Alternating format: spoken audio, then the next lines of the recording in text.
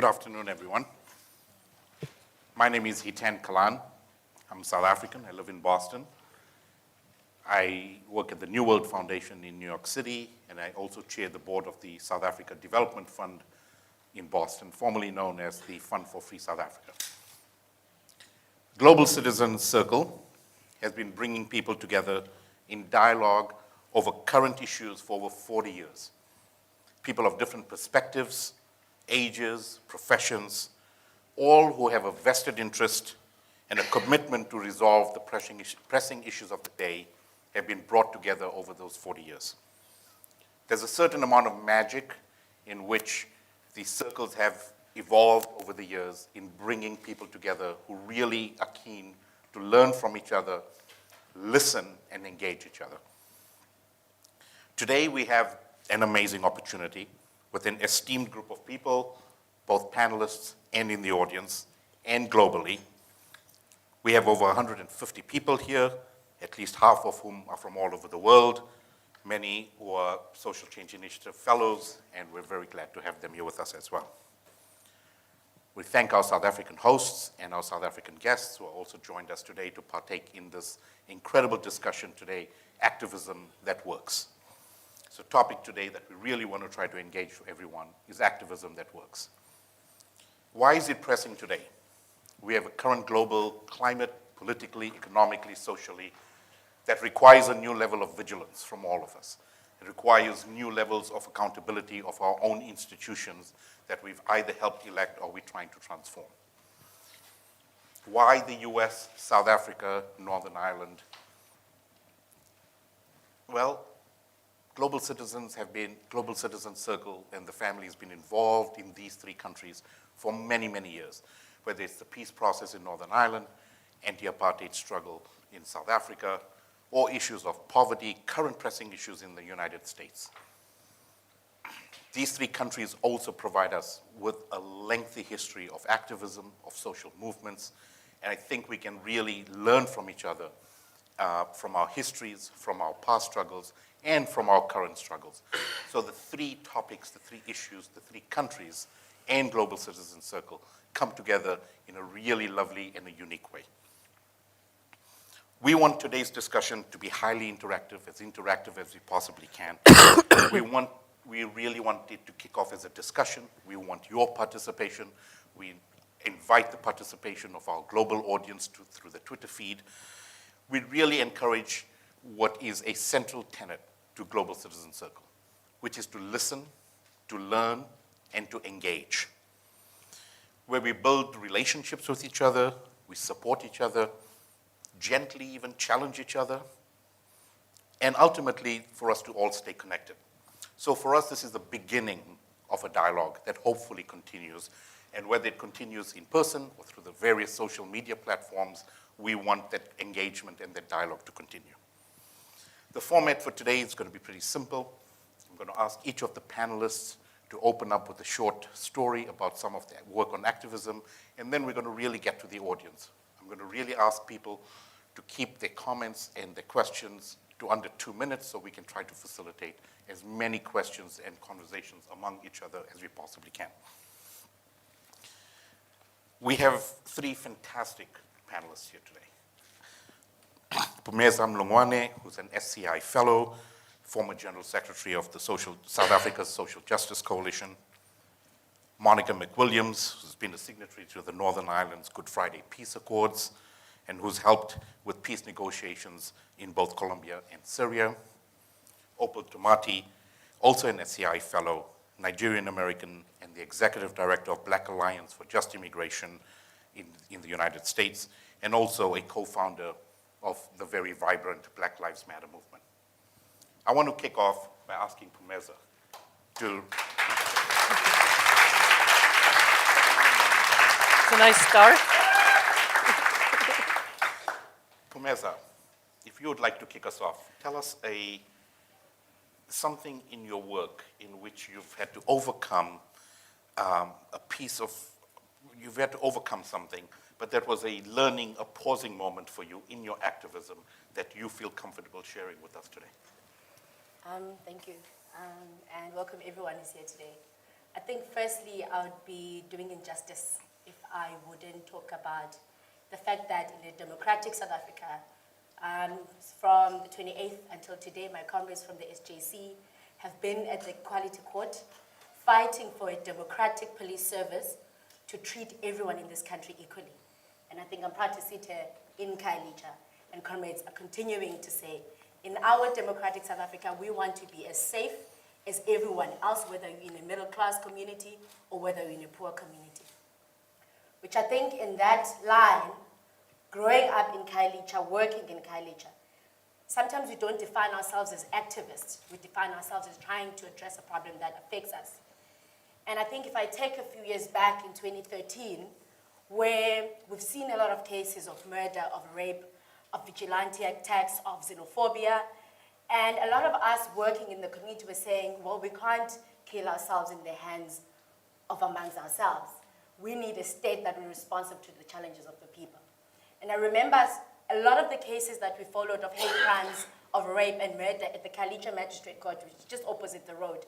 It was to say the criminal justice system must play its role, and it must ensure that there is justice for people that are corrupt of committing crime, but it must also offer justice for people that haven't committed crime. But I think for me, a very personal and challenging moment was when we had to talk about a question of strategy. Because if you follow a couple each case, you might follow 10 cases, the resources, the power, and the effort that is needed from the community is greater than trying to address the systematic challenges. And I think closer to 2012, 2013, when we said, actually, treatment action campaign, equal education, social justice coalition, are challenging crime, are challenging issues of safety that affects all of us. But how can we use the law to think about systematic ways of addressing crimes?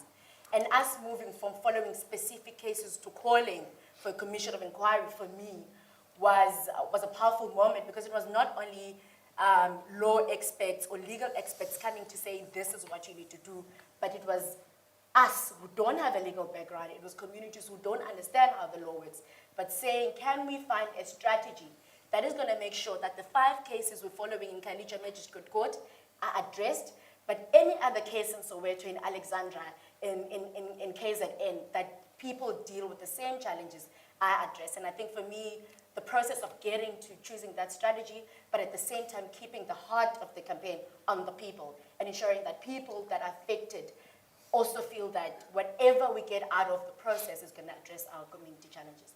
And I think that what motivates me as an activist and as a young person in all the work that I'm participating in. Wonderful. Thank you, Pumeza. Monica, you come from Northern Ireland, a very different place from what you've seen here with lots of similarities.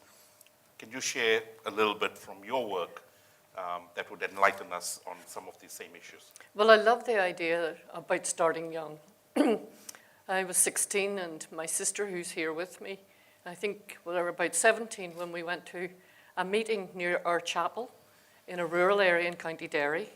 And we were signed up by a woman who is here today, Bernadette Devlin, as she was then, into the civil rights movement of Northern Ireland. And 16 years of age. I still have that little civil rights card, and I'm very proud of it. And so I cut my political teeth, I guess, at a very young age on the civil rights movement. But then realized it was quite a male movement. One man, one vote was a placard that I carried. And I hadn't thought it should have been one person, one vote. But that came later. And so eventually I got into the women's movement, a very, very important movement in Northern Ireland. It's cross-community, rural and urban, and very active from the bottom up. And so that was the late 70s and 80s. And by then I'd figured, and this is really important in terms of the story of social action, that we'd built a very strong network. And that was the first ingredient that led me to think, when the peace talks were declared after the ceasefires in 1994, I hope there will be some women at the table. We wrote to all the parties, we didn't get a response, and we thought, well, maybe we should do it ourselves. Our slogan, wave goodbye to dinosaurs. Didn't make us very popular, But we did say to some of the old-time politicians who were mad at us, is your name on that poster? No. Well, why are you self-identifying as a dinosaur? And why are you so mad at us? But it was a learning lesson, because when we were given 6 weeks to get organized, but we have the networks. And if you have the networks in place and the activism in place, you can move real quickly. Without the money, without much resources, we managed to get elected. And we entered the peace talks in 1996. We were the only women at the table. But a big turning moment for me was entering the forum. It was called the Forum for Dialogue and Understanding. We renamed it the Forum for Monologue and Misunderstanding. Because that's all we were doing. Monologue, monologue, monologue. People with their own certainties, monologuing with people who had their own certainties. And so dialogue was our way forward. But my first introduction in that forum was to be told, shut up and sit down, you stupid woman. And it was public, and the wonderful Dunphy family were there to witness some of that. And it was only when some of the wonderful Dunphy family came up and said to me, that's appalling behavior. I then realized, this is appalling. This has to stop. So our transformation from conflict to peace isn't just about putting down the guns. It is also about the changing of attitudes towards women in our country. And that was the moment.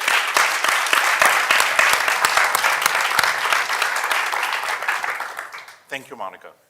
Opal, you've come from the US, you've joined us here today, part of an incredibly vibrant, dispersed movement.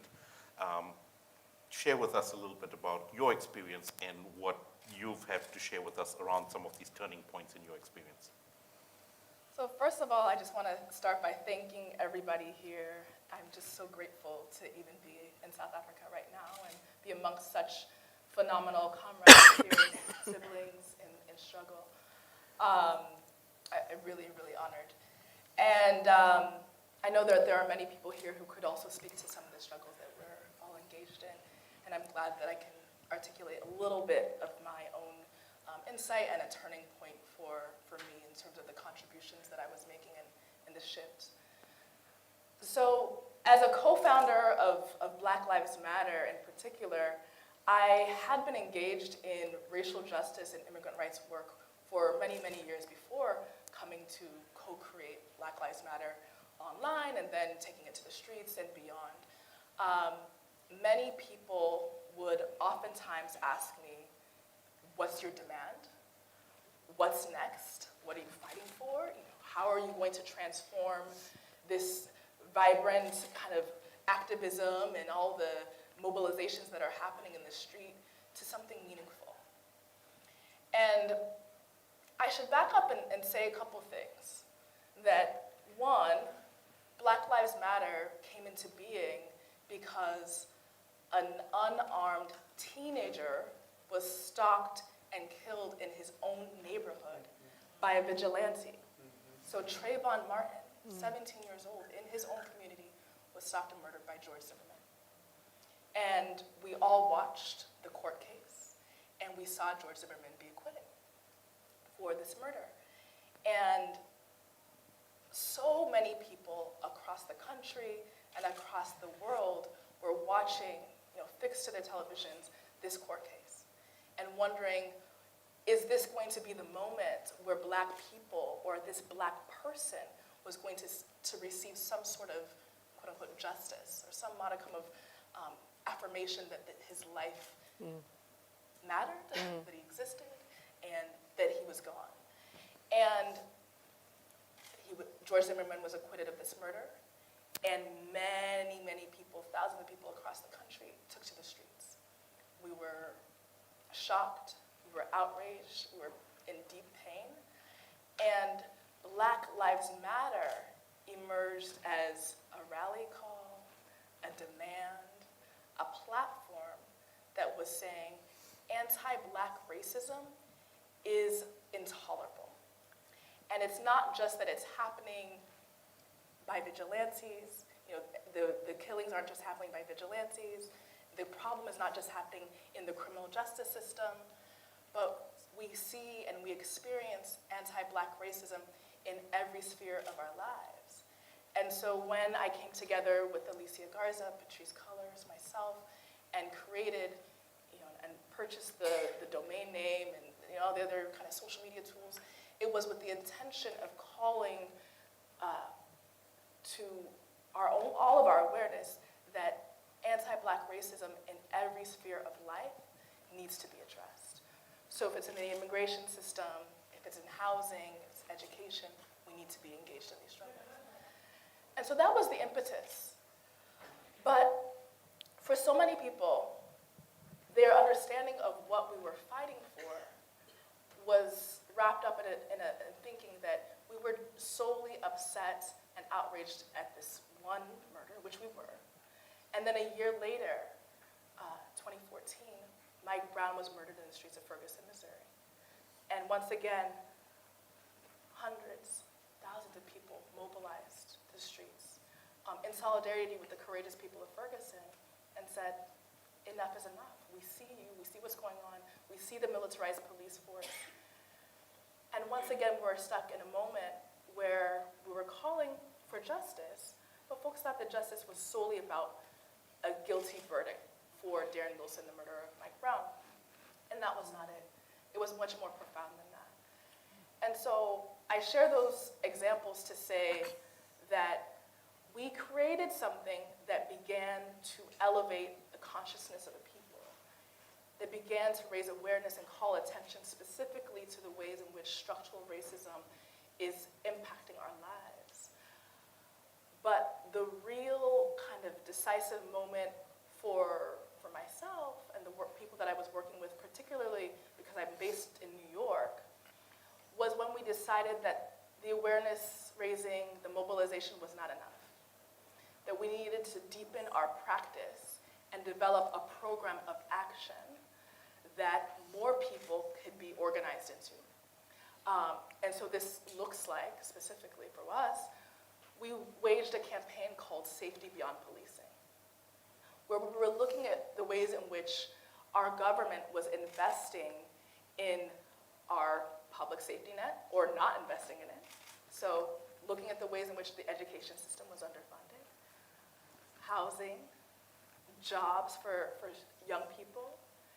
And we were looking at quite literally the dollars and cents of it in comparison to the fact that the NYPD was about to get $94 million to hire 1,000 more police officers. And to us, that was unconscionable, given the fact that we were seeing such outrage at the types of killings in the street, and given the fact that there was just overwhelming awareness and just displeasure with the types of policing, the hyper-policing in our communities, it was unconscionable that we would have more police, right?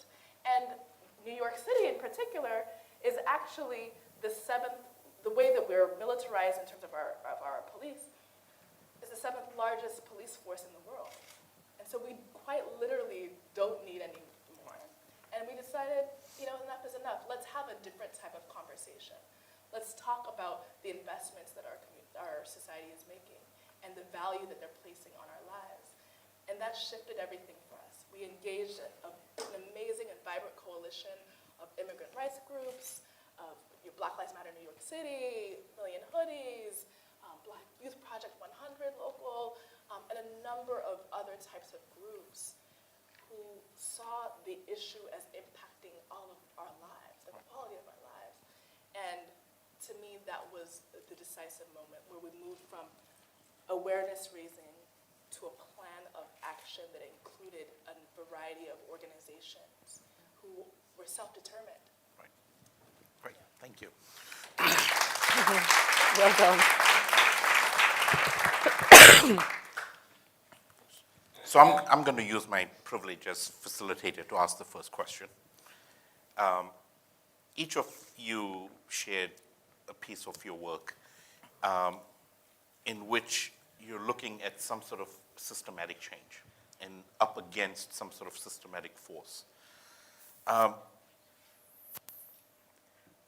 like us to shift the conversation a little bit around what's the type of activism that's needed today to create or push for accountability and the systematic change that we're thinking about. And you've all come from a rich history of activism and doing different things, having different strategies. In 2017, going into 2018, with social media, with a whole bunch of other tools at our disposal, what is it that we're going to have to do to make activism work for today? So I'd like Phumeza, for you to kick us off about what, in your vision, you think it's going to take for us to get to the systematic change that we're trying to get to. Firstly, it's not Twitter or Facebook, but Twitter and Facebook might help us amplify what you're trying to say. I think to help activism be more effective is about us thinking, where do we want to go?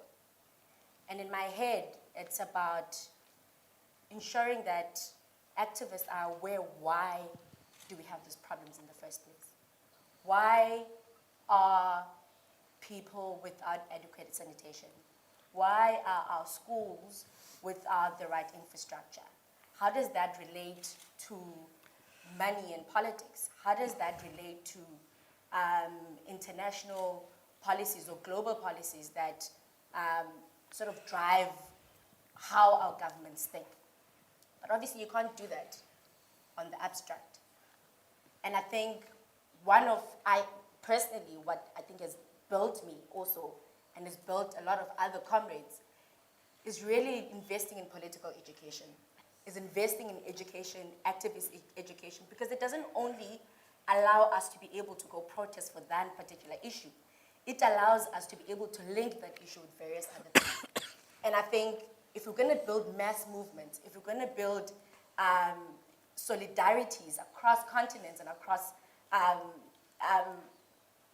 communities, it is about people understanding why they have the issues, what are the issues, because everyone knows what the issues are, but how do those issues link with the broader issues? And I think there's so many examples of popular and political education which I think our movement should invest in. It might not see the results tomorrow, but I think the empowerment of activists themselves, and I think that's what we need to invest in.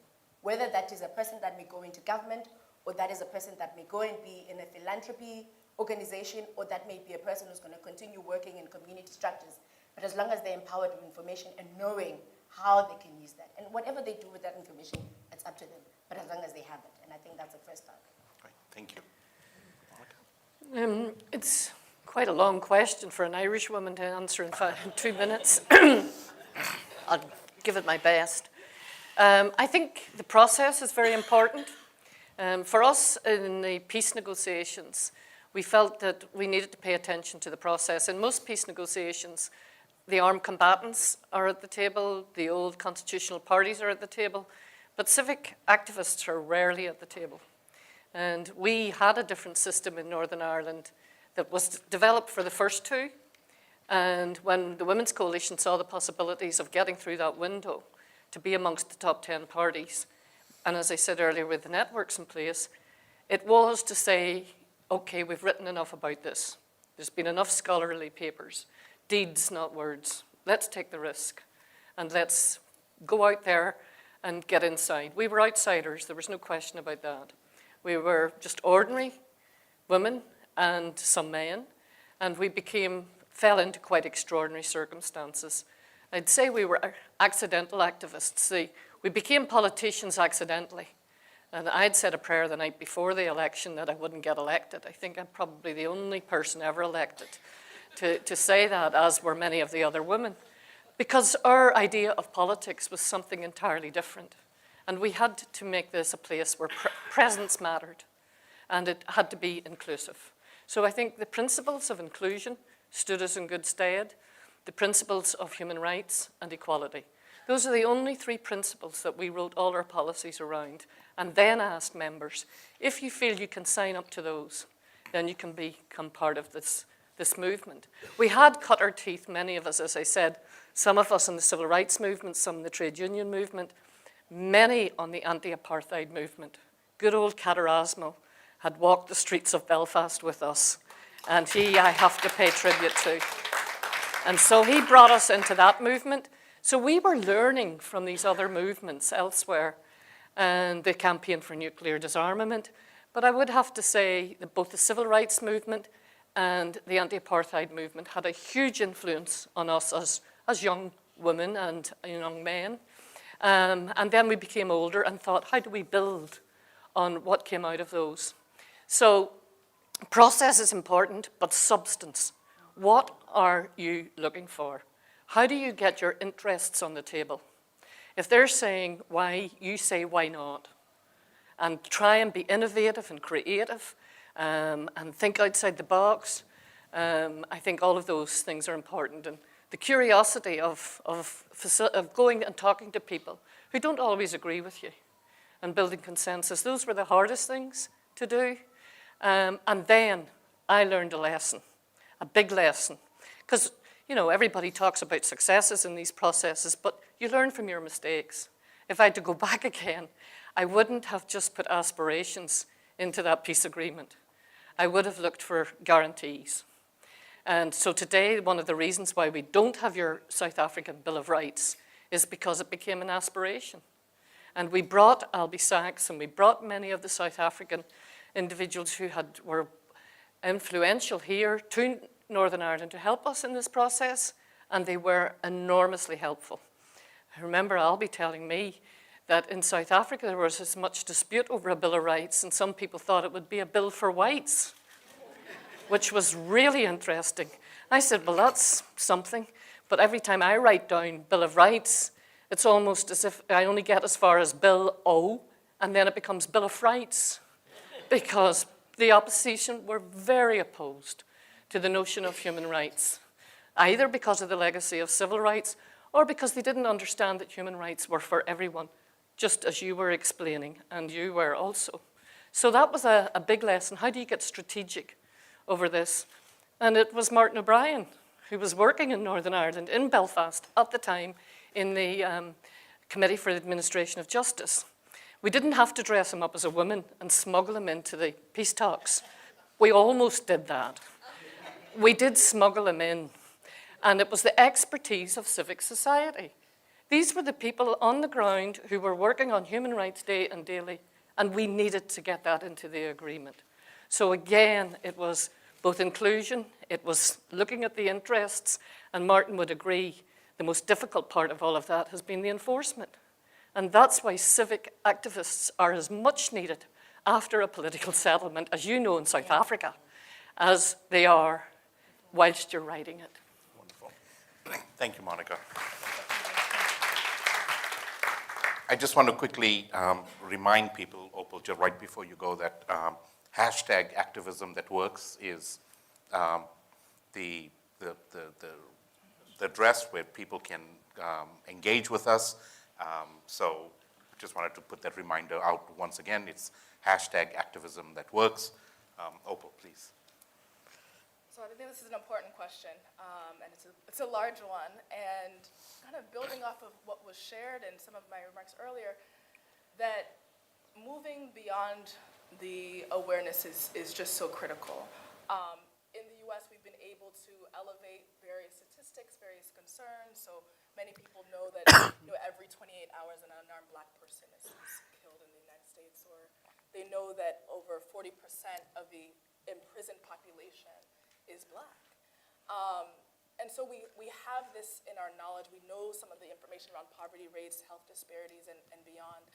And what we are really struggling with, and what I think will help us achieve some of our aims, is institution building.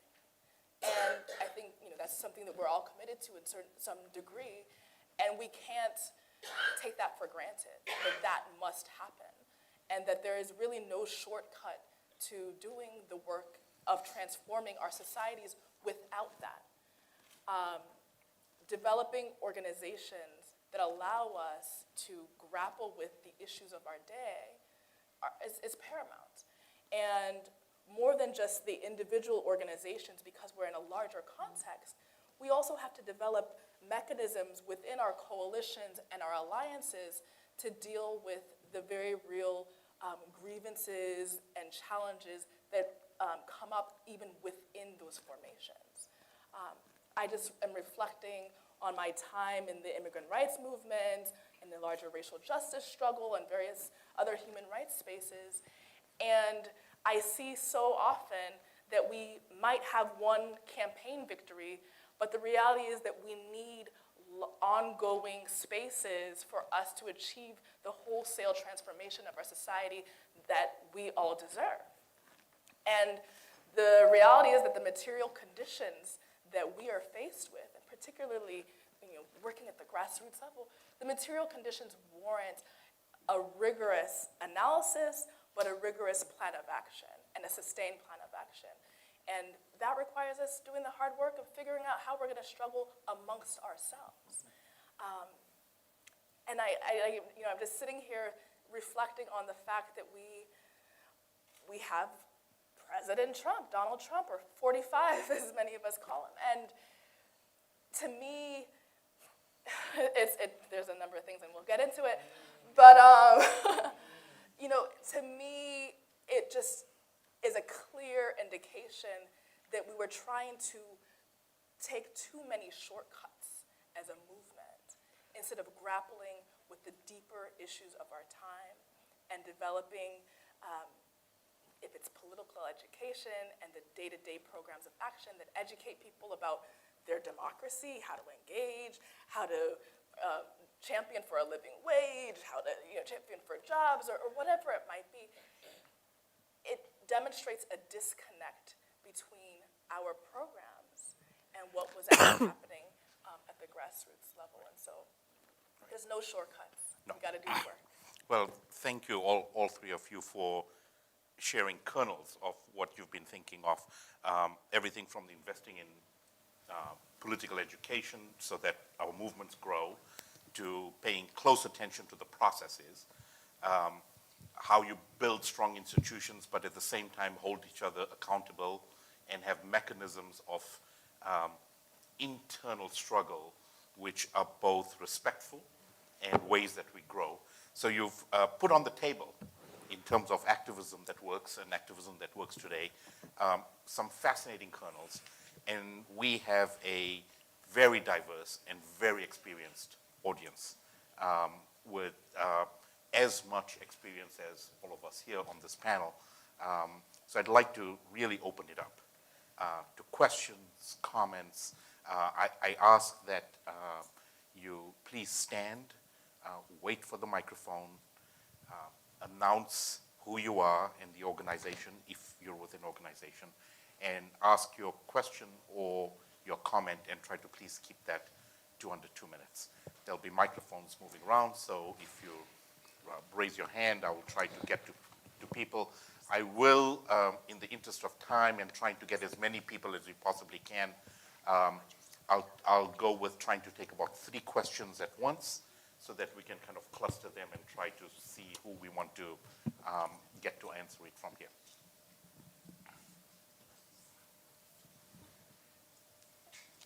I know it's not a shy group. As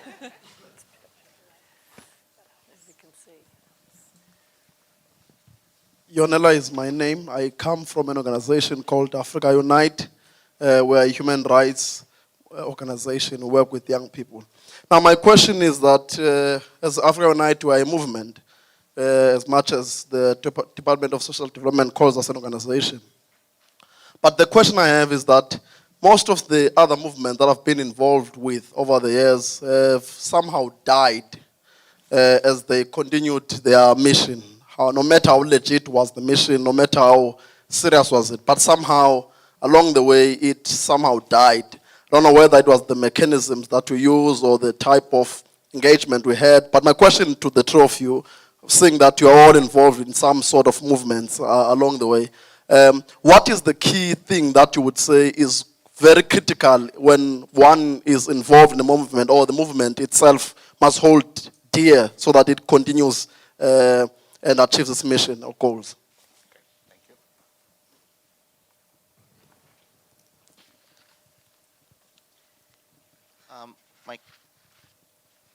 Hello. Um, my name is Saket Soni. I'm the founder of the New Orleans Worker Center that was formed after Hurricane Katrina made landfall, and I also run a national network of migrant workers. And my question is for Monica, and it's really inspired by a conversation I had with Bernadette over lunch, who is somewhere here. So Bernadette gets most of the credit for this question because she sparked it. She can answer it then. Right. I guess, Monica, my question to you is what we can learn from peace processes. Those of us who are trying to do this work in one way or the other are working to renew democracy, whether it's around criminal justice issues or immigration. The broader end game is to have a democracy that's fully inclusive, that's deep enough for people to be involved and broad enough that all voices are heard. But renewing democracy seems harder now, particularly by the time you get to governance, the nation state ends up not being the steward of the economy. There's a global economy, there's climate change. There are forces that are stronger than nation states. And movements spend a lot of time getting to governance and then realize that there are things that are out of the power of the nation state. That leads to a great deal of conflict. And so it seems like there's something to learn from peace processes, not only about how to achieve peace, but how to reimagine, renew democracy. And I'm wondering if you can share from the Irish process, from perhaps the Colombian process, are there lessons that societies that are not necessarily in those kinds of open armed conflict, but are, nonetheless in a conflicted state on their way to democracy renewal, what can we learn from these peace processes? Tough, yep. One more. Like that.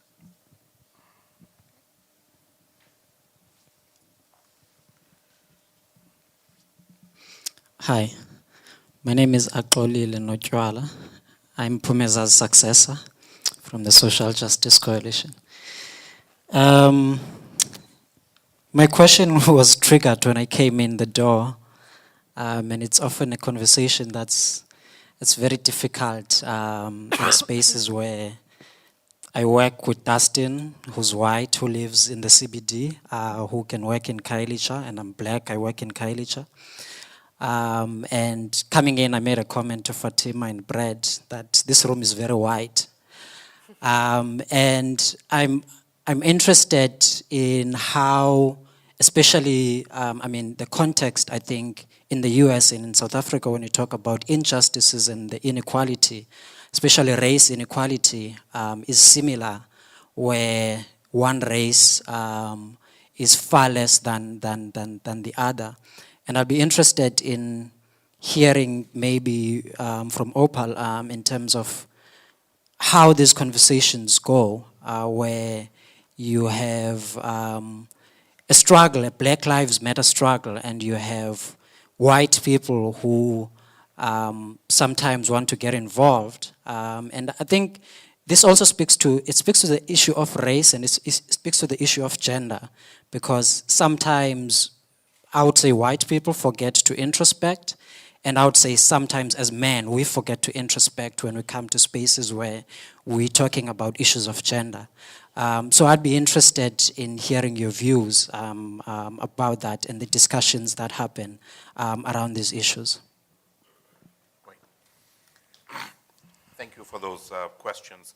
So let's take the first one, which is, Pumeza, what do you think sustains movements?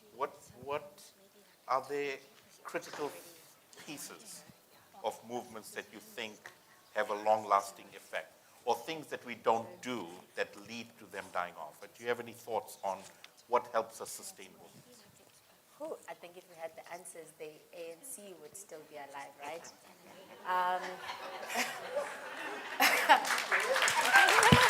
But I think that there's a couple of things, and I think all of us in this room are asking ourselves those questions, and it's going to take us a long time to agree on some of these. But I wanted to just put maybe 3 examples which I think we need to look at. Firstly, it's okay when you start organizing around the issue, and when that issue has been addressed, it's okay to not have a movement, right? And I think we should be open to that. But if you have an issue and you understand that it relates to bigger systematic challenges, then I think the process is about defining those systematic challenges and linking it. Because that's how you're going to try and make sure everyone is clear on the strategy. So I think it's a combination, and I'm not contradicting myself. And the second one is, I think with movement sometimes we forget that we are people ourselves, and we are individuals, and as individuals we play a particular role. And I'm touching on the negative part because sometimes, a lot of times, we romanticize our struggles. And as an individual, sometimes by being in those movements, we kill them. Either being on our strategy, either being on our thinking, and either be on how we think about building the right structures. And I think if you want to build a movement, it's about building the right internal structures. You can't speak about democracy and that democracy doesn't exist on the inside. But at the same time, organizing is about using different strategies. And I can tell you a lot of organizations in Cape Town use some strategies, and they're all different from each other. But there's also organizations that have been inspired by, over the years, for example, Abahlali Basemjondolo in KZN, and the way they organize inspires me as an organizer and challenges me to change how I think about things. And I think sometimes we're so fixed on doing things the same way we've done them, and we don't actually criticize ourselves. And sometimes when we move away from a strategy, it's not because that one has failed, but it's because you recognize that at this point, maybe it doesn't allow you to achieve what you want to achieve. So I think there's I'm focusing on the internal challenges, which I think often we always look on the outside, we always look at the political landscape, we always look on how repressive the state is. But I think we need to look on the inside. We need to really look on the inside. We don't have to tell people about our dirty laundry, but we also need to actually sit and introspect as to what are the challenges that we have internally, so that we're very clear when we get and do our work. Those are just the 3. I won't have all of them. One thank you. Monica, you alluded to getting involved at a young age. You've seen, you've lived through the Troubles, you've lived through the ceasefire, the signing of the agreement. You've seen movements go up and down. In your experience over that period, what would you say are some of the critical ingredients that sustain movements, sustain energy to move forward? Well, the first thing I would say is it's okay to die off. It's absolutely, and the leaders should know when the moment comes rather than hold on and be bypassed. I think somebody in Zimbabwe has just learned that lesson. So it is really important to build an exit strategy, to know when you've done that piece. For instance, the Women's Coalition intended only to become involved in the peace talks. We did not want to stay any longer. And on the day of Good Friday, we said, well, that's it. We'll go home now and do what we do best, which is work in civic society. But in order to be part of the implementation of the peace agreement, you had to get elected to the Legislative Assembly for the next 5 years. And that's what we had to do, because we had been part of that agreement and we wanted to be part of making it work. And then we decommissioned ourselves. In Northern Ireland, they talk about decommissioning weapons. And I like the idea that the Women's Coalition was a little weapon for a little period of time, and then we decommissioned. And that was it. The women went back to their own policy making bodies into their communities, and were as influential as they were before, but in a different way. And I think that's really important to know that. And some of the bigger movements also moved. And I think, but in terms of what are the ingredients that sustain a movement, most definitely integrity, most definitely honesty, most definitely leadership that you can trust and that you're proud to stand alongside. And that notion of sharing out power and sharing with power is really important. Too many people go into it for the ego and to be famous for 5 or 10 minutes or whatever. And if you're in it for the long term, in fact, here I want to pay tribute to the Dumphries again. They worked in Northern Ireland under the radar. They stayed with us in the good times and the bad times, right throughout it all. And one of the most important things that they did was to connect us to others, to learn the lessons from other places, what works, what doesn't work. And I think when you're in a movement or an organization, as you've just said, it's really important to do that. What lessons can I learn?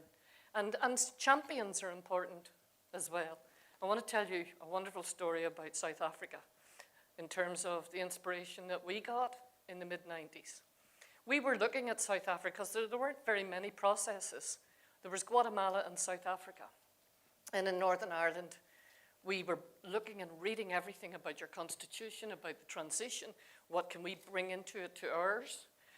And then we had this most amazing invitation from President Mandela to come to Arniston on the Eastern Cape, to a military camp where we were locked up for 3 days. It was the best lock-up they ever did. And we sat down and we listened to the leaders here from all the parties. And we were told, you just have to listen. You don't have to take what we're saying and put it back into your own system. And we brought back many lessons. One was the sufficiency of consensus, the word I mentioned earlier. How do you build consensus across people who are so hurt and so harmed by the past? It's so difficult to do. In fact, we were so hurt and with so much hatred that we came in. Poor President Mandela and President Mandela in particular had to do his talk twice. And he said, and everything else had to be twice, 2 canteens, in the end 2 sets of men's toilets. This was in 1997, here in South Africa. He said, you people have brought apartheid back to South Africa. And that shamed us, and that made us think, we have to do this differently. And all of us came home and thought, well then the ceasefire, IRA declared a ceasefire about 2 nights later and came into the talks and stayed in the talks. And not many people know that South Africans came to us on many, many times, went into the prisons, went into the communities, shared their stories, and stories are so important. And we learned those lessons. And I think that's the importance that we learned, was also the determination of what happened here, the leadership that was offered here, the inclusiveness. And so I want to hold out that hope that South Africa one day will, again, it might be going through a terrible roller coaster at the moment, but one day will be that inspiration for the rest of the world. Thank you.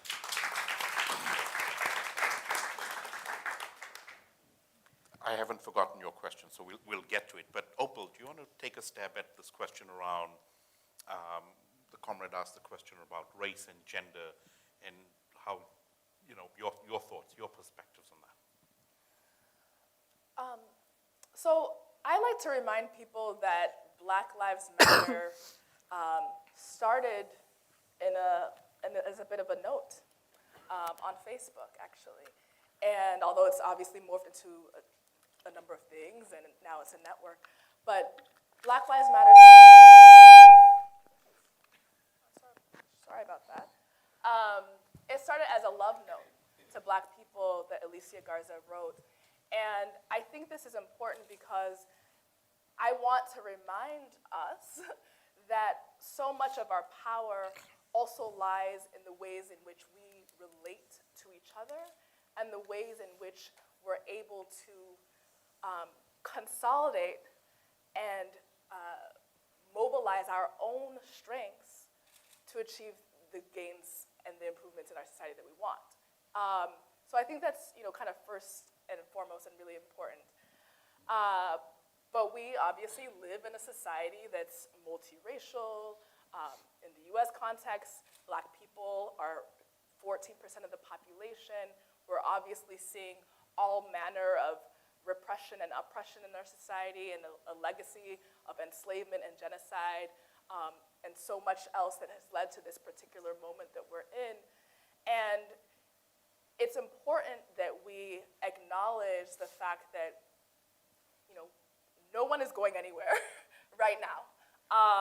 And that as we do our work in Black communities specifically, and as we're building power and reminding one another of our brilliance, of the strength in our culture, our resilience, and we're sewing into that, our allies or people who are not Black, who are looking at us and looking at the courage that we're displaying and the ways in which that we're taking power and that we're shutting things down and we're engaged in all sorts of action, they're watching, they're seeing.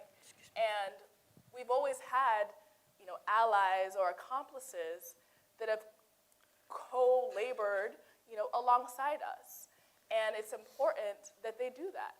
And so in the work that we're engaged in the US, we're asking white people to really go into their own communities, work with their neighbors, work in their houses of worship, work across the dining table with their family members, and so on, and do the very important and critical education work with their own peers that allows for the types of injustices that we're experiencing in our society. We need white people to do the work with other white people. That is so critical. We didn't create this society how it is, right? We aren't oppressing ourselves. There is a particular class and race in the US context that is doing that. And so it's important that those people who benefit and have the privileges of being a part of that segment of society, they acknowledge that and they engage in the work with their own people. So that's one aspect of it. I oftentimes say it another way and talk about divesting from privilege, right? In whatever ways people can work to ensure that the benefits and the privileges that allow for power over communities of color or low-income people or other oppressed people in your society are decreased and diminished. The work that is so necessary right now is that of justice, of equity.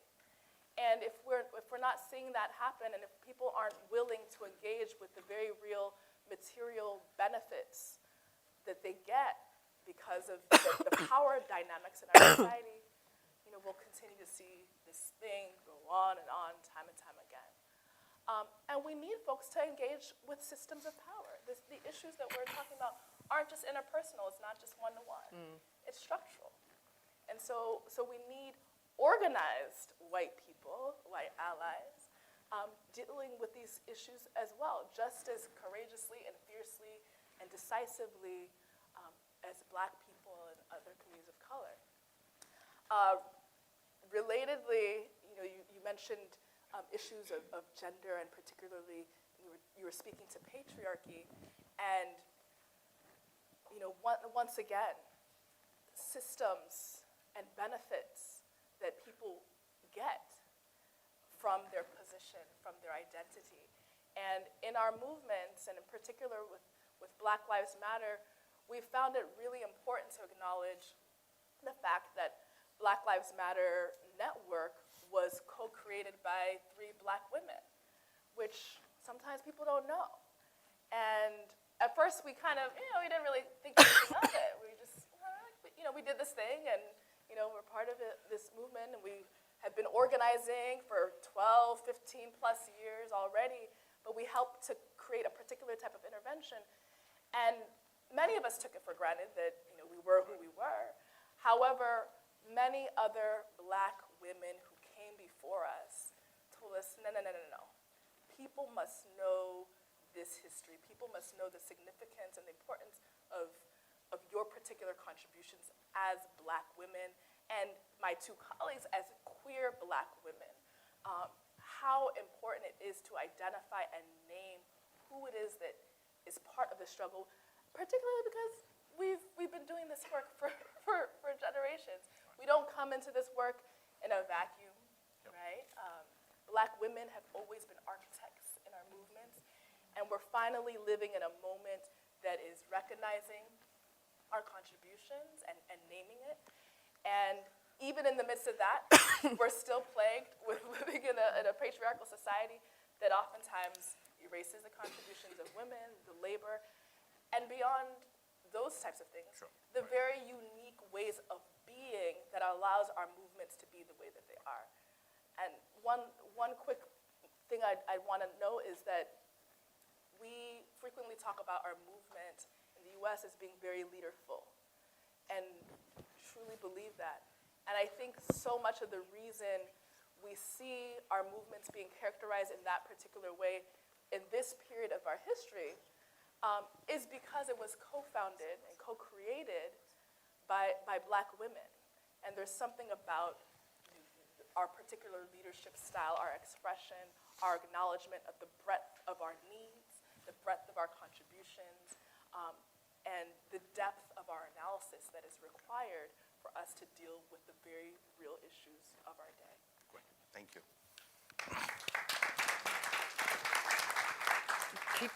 Keaton Sachs asked us a question. Yes,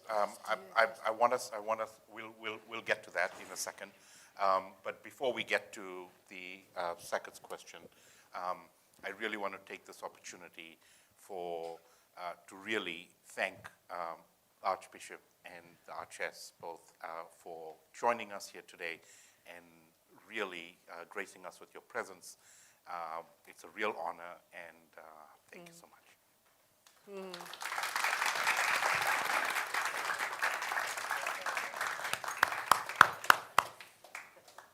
That's a pity, because I was going to say something about his leadership. I didn't realize he was going.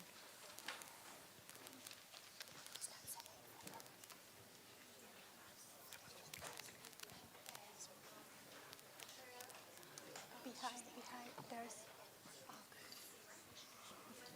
Can you help us? Well, let's just. Thank you, Bishop. Great to see you again. Thank you so much. Thank you. Thank you. Thank you so much. Thanks for coming. I really appreciate So it. clever. It was great to see you again. It was wonderful to have You're wonderful people. Thank you. We enjoyed it immensely, and it's just fantastic listening to.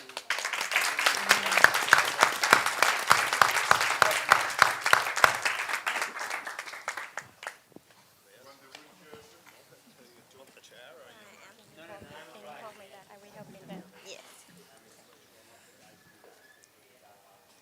So Monica, to get to the question of,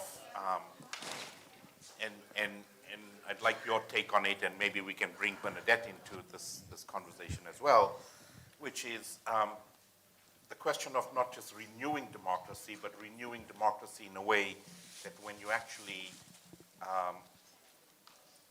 get in a position of governance, how is that juxtaposed when the economic conditions are not always under your control? So some thoughts about achieving governance, how we get there, being prepared to govern, but then also being prepared to deal with the economic conditions. One of the things I've always said, that in South Africa, just because we were fighting to govern, didn't mean we knew how to govern. And so often movements fail to take the time to understand what it means to govern. But then you add the complication that Saket added, which is when you do govern and the economic conditions are not in your hands, how do you sort of reconcile those? That's a really important question, because I've learned many lessons about the redistribution of power and what direction it tends to go for, and who benefits from a peace process. But in terms of Zach's question, I think it was New Orleans that gave us the wonderful slogan, after your tsunami, nothing about us without us is for us.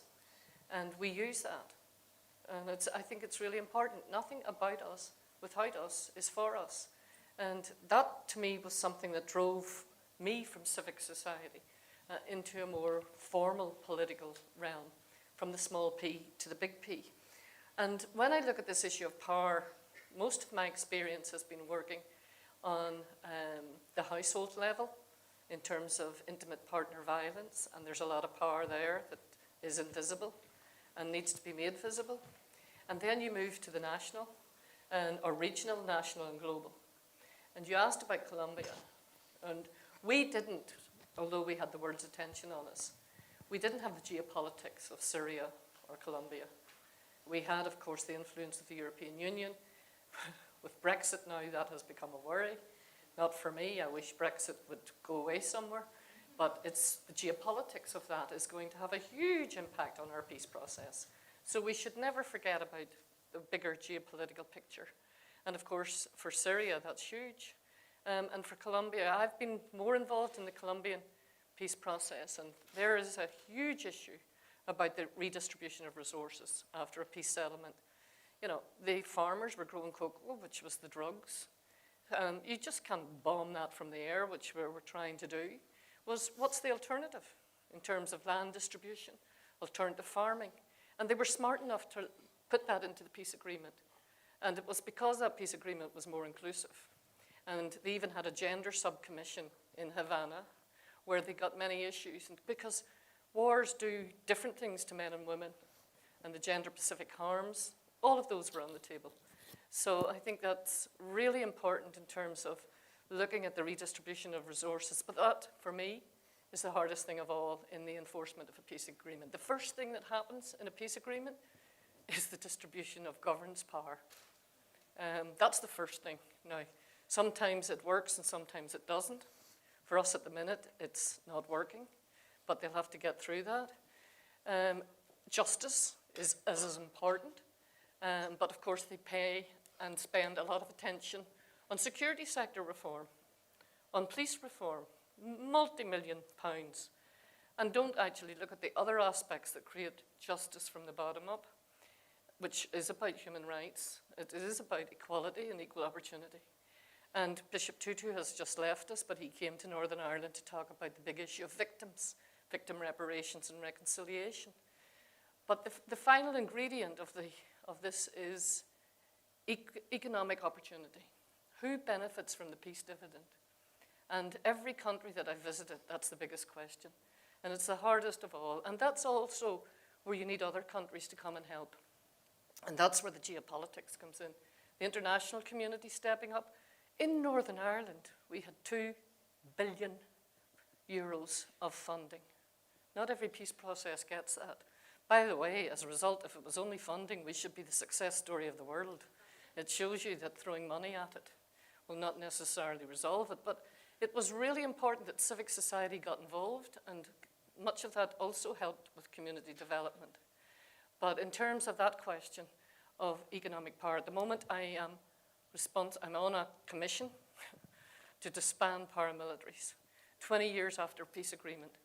Now, half of the people in the country think that the only way to disband them is to lock them up, throw away the key, or military response, criminal justice response. It isn't going to work. No police service is ever going to do that on its own. No courts are ever going to do it. So what is the issue that they're still there? And they are mostly men, mostly the old armed patriarchy, and mostly male pale and steel, and calling themselves commanders and brigadiers. And so it's the usual issue in terms of how do you transform that, where they think they're needed and the community say, no, you're not. The coercive control, extortion, criminality, and gangsterism. And I think South Africa have a lot to teach us around that transition. But why did they not think that they were part of our peace process, that they're still around? And that's about making sure the next generation neither romanticize what went before, but benefit. And that's the trip down in terms of sustainable peace, about education, about training, about jobs, about giving those young people the opportunity in their own country instead of having to emigrate and go somewhere else. And that is, to me, the hardest of all and I'm still at it. It's an unfinished business. yeah. But everybody does it differently, and I think those 4 pieces of power that I've learned, unless they're all working household, regional, national, geopolitical, and the global, making the local and the global work together. If we can get a microphone to maybe Bernadette, if you wanted to, sort of since. Thank you. Wasn't sure if I was getting the credit or the blame for that, for that question. I think the issue for me, and going back to pull it together and some of the other questions that are asked, is we start off with an issue, and something sparks off a collective response. And before we know where we are, we have a movement. And then immediately following on that movement, we have a resistance to the progress, and we have a conflict. And depending on how a lot of other factors of our culture, our history, the depth of the conflict, the linking points, we can be into a struggle that is or is not armed. And then, no matter how long it goes on, it ends up with some kind of resolution, some kind of accommodation. But I think the thing that I see in Northern Ireland, I see in South Africa, I see in Colombia, I see in Nicaragua, I saw everywhere. And going back to then how we understand strategy, I ask myself, how is this happening? And to me, one of the things that causes it to happen is that many of us who are human rights activists, our human rights activism has its origin and understanding and framework within the United Nations Convention of Human Rights. And the one area where the United Nations of Human Rights continues to be weak is in the social and in that social and economic rights are human rights. And so we have human rights, which are social rights, political rights, gender rights, but social economic rights are still framed in a very, very different framework. So when we come to resolving conflict, and when we come to building movements, the thing that we don't start in the building of the movement is understanding the social and economic strategies and the social and economic infrastructures that feed our divisions. And yet we see them.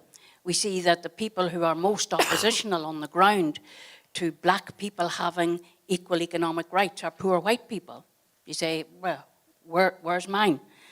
The people who are most resistant to the inclusion of migrant labour, of refugees, of asylum seekers, are people who say we've got homeless of our own.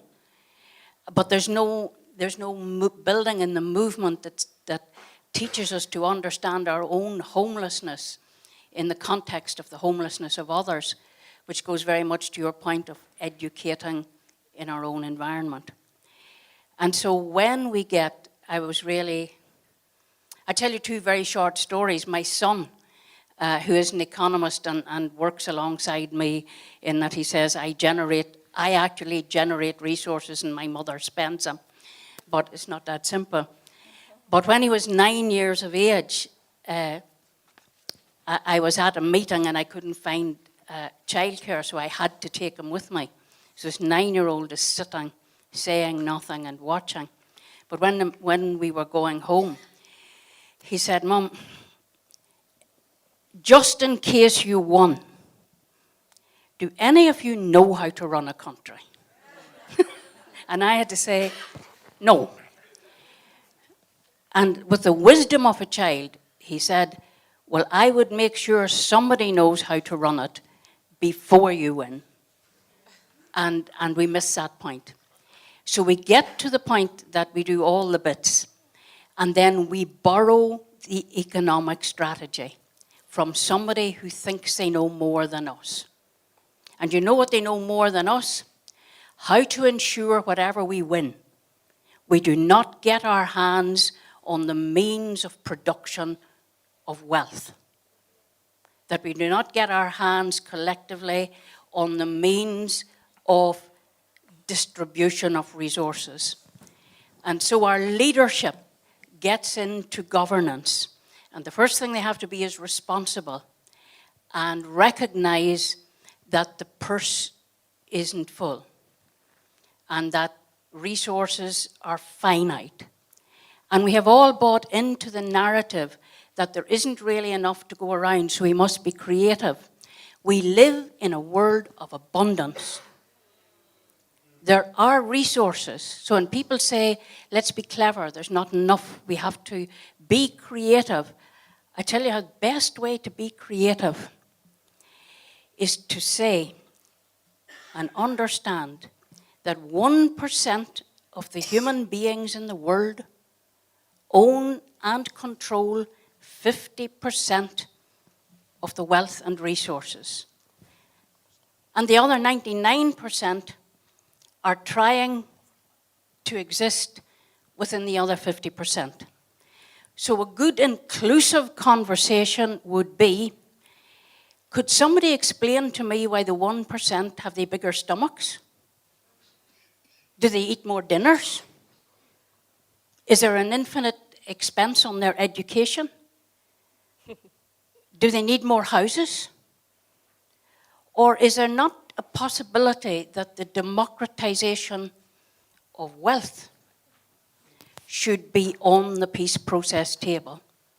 So that when we're having that conversation, in order to have the peace, we're not borrowing from IMF and economic strategy, but we're saying if we are to resource the peace building and the continuity of the peace, what will the people who already have more than enough contribute to the public purse? And then we don't have a conversation like we do have in Northern Ireland. The first thing that the responsible Sinn Féin had to do was reduce corporation tax from 28% to 10%, rather than put it up to 35%, because Apple has more money than me. Thank you.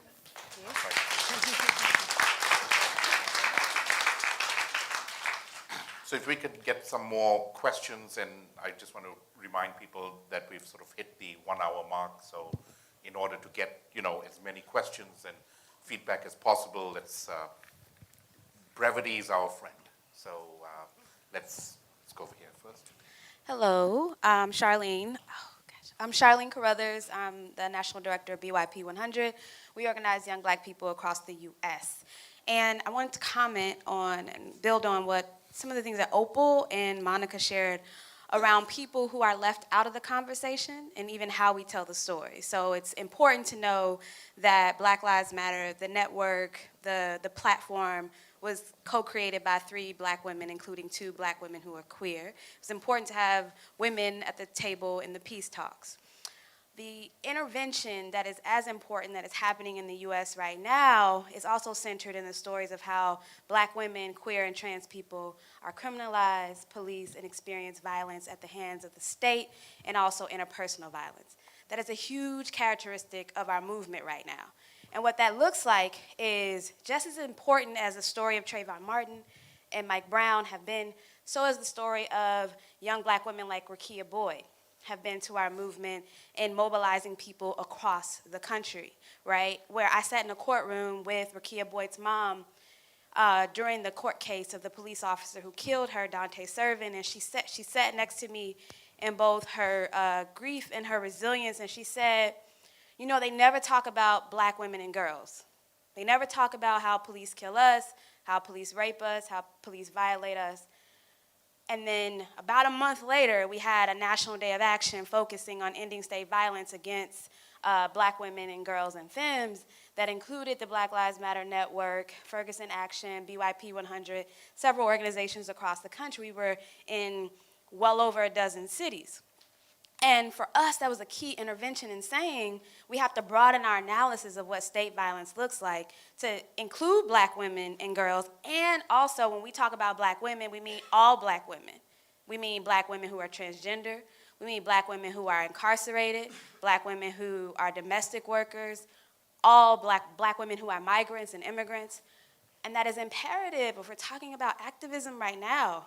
Like it can't, in our work in black organizing, in left, radical black organizing, yes, it is about anti-black racism, and it has a deep gendered analysis that is rooted in radical black feminist movements, right? So we talk about the civil rights movement, just as important to that has been the black feminist movement and the radical sectors of the LGBTQ movement in the US. So Marsha P. Johnson, a black trans woman. So I would be remiss if we had this whole conversation about movement in the US and didn't build on what Opal started around, yeah, it's about young black men and boys, and we are doing critical interventions, critical work around ending patriarchy and all of its cousins, transphobia, homophobia, and that's like, it's critical for us to move on our growing edges. That's what Patrisse Cullors would always talk about. What are our growing edges in movement? And I implore everybody to think about that. Who's not at the table? If it's Fannie Lou Hamer would say all of us or none of us, and even as black people, we're not homogenous. Thank you.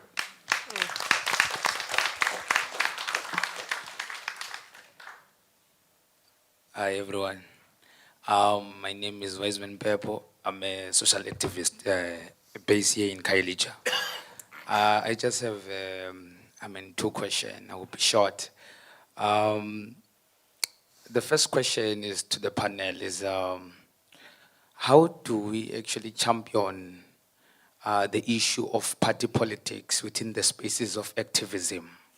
Because you'll find that I call myself an activist, a social activist, but then I'm still, a loyal member of African National Congress. And at the same time, when I want to address an issue, then I have to make a government of African National Congress. Then it becomes an issue now because I can't address that issue, vocally as if I don't belong to that certain political party. So I think that question, if the panel can answer that question, maybe can,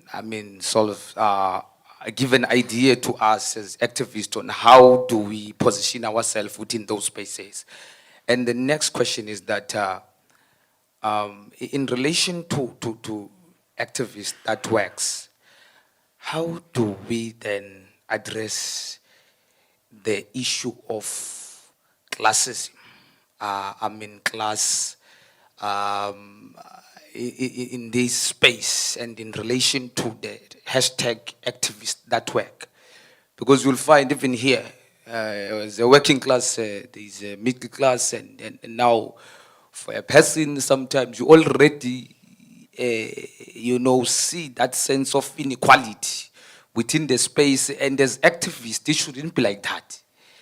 So how do we deal with that? Because when I'm an activist and still see myself as a working class, someone who don't have any means of production, and you as a person who is being above me in terms of economic aspect and position, it means that for me as an activist, I cannot express myself fully as you can. So I think it's just those 2 questions. I don't want to dwell more, but the issue of classism in relation to the topic that activists that works, and the question of party politics, how do we deal with that in the spaces of activists? Thank you. Thank you very much. Again, Yonela is the name, from Africa Unite. I think one of the key things that worries me, and I'm worried right now, is the issue around democracy and constitutionalism, peace and justice. Monica somehow alluded in the issue of someone who left government a few days ago, Robert Mugabe in Zimbabwe. One of the key things that we were discussing with my friends across the continent is the worry that we carry.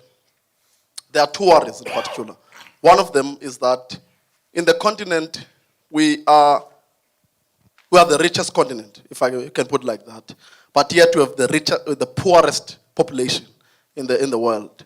And that worries us. And part of the reasons, personally, I was somehow rooting for Mugabe and not rooting for him at the same time, was the issue to say, there was a kind of mindset, of a pan-Africanist mindset in him to say, we have to look at the issues that are quite critical for the continent for us to be able to move forward, no matter how we implemented it. For instance, the Teresa of Britain just said, I think one of the mistakes of Zimbabwe invested too much in education, which is quite incorrect to say. So we are looking at the issues of pan-Africanist mindset, or in the mindset that says, how do we, as a continent that is rich, find a way to make our people richer? But now the issue is that we are looking at Kenya, we're looking at South Sudan, we're looking at DRC, we're looking at all these countries. When we look at the perspective of putting the goggles of democracy, constitutionalism, peace, justice, it looks rather vague to imagine if in the future of such things. It worries me quite a lot. And I'm looking at it in the context of young people. How do we find a way, or how do we develop mechanisms that ensures these, these key drivers of a society, that people can be they can have that ability to self-determine or self-determination. We're looking at such countries, perhaps another question would be, so how do we get into a space? I'm in South Africa, but there's an issue in Kenya. I have that distance issue. Looking at the issue of West Papua as well, where with such issues where people are being forced not to be able to have their human rights. I just want to your comments on those issues. Thank you. Thank you. So one of the questions, Pumezo, maybe you want to take a stab at. How do you position yourselves in as an activist, but then there's also political structures in which, one of our participants is sort of talking about that internal tension. What's your response to that? I think my position, I shouldn't have sat next to you. I should have sat a little way down because all the questions start with me now.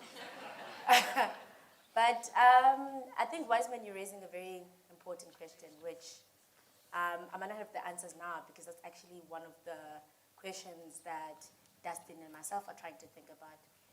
In our context, we do feel like in a way we've ignored our role in the electoral politics, and there's great reasons why we did that. And I think it has been useful to organize beyond political identity, in the context of Cape Town, organizing people that either they're DA or they're ANC, but not talking about their political identity, but talking about the issues. That has a lot of benefits. It has a lot of benefits also of pushing struggles.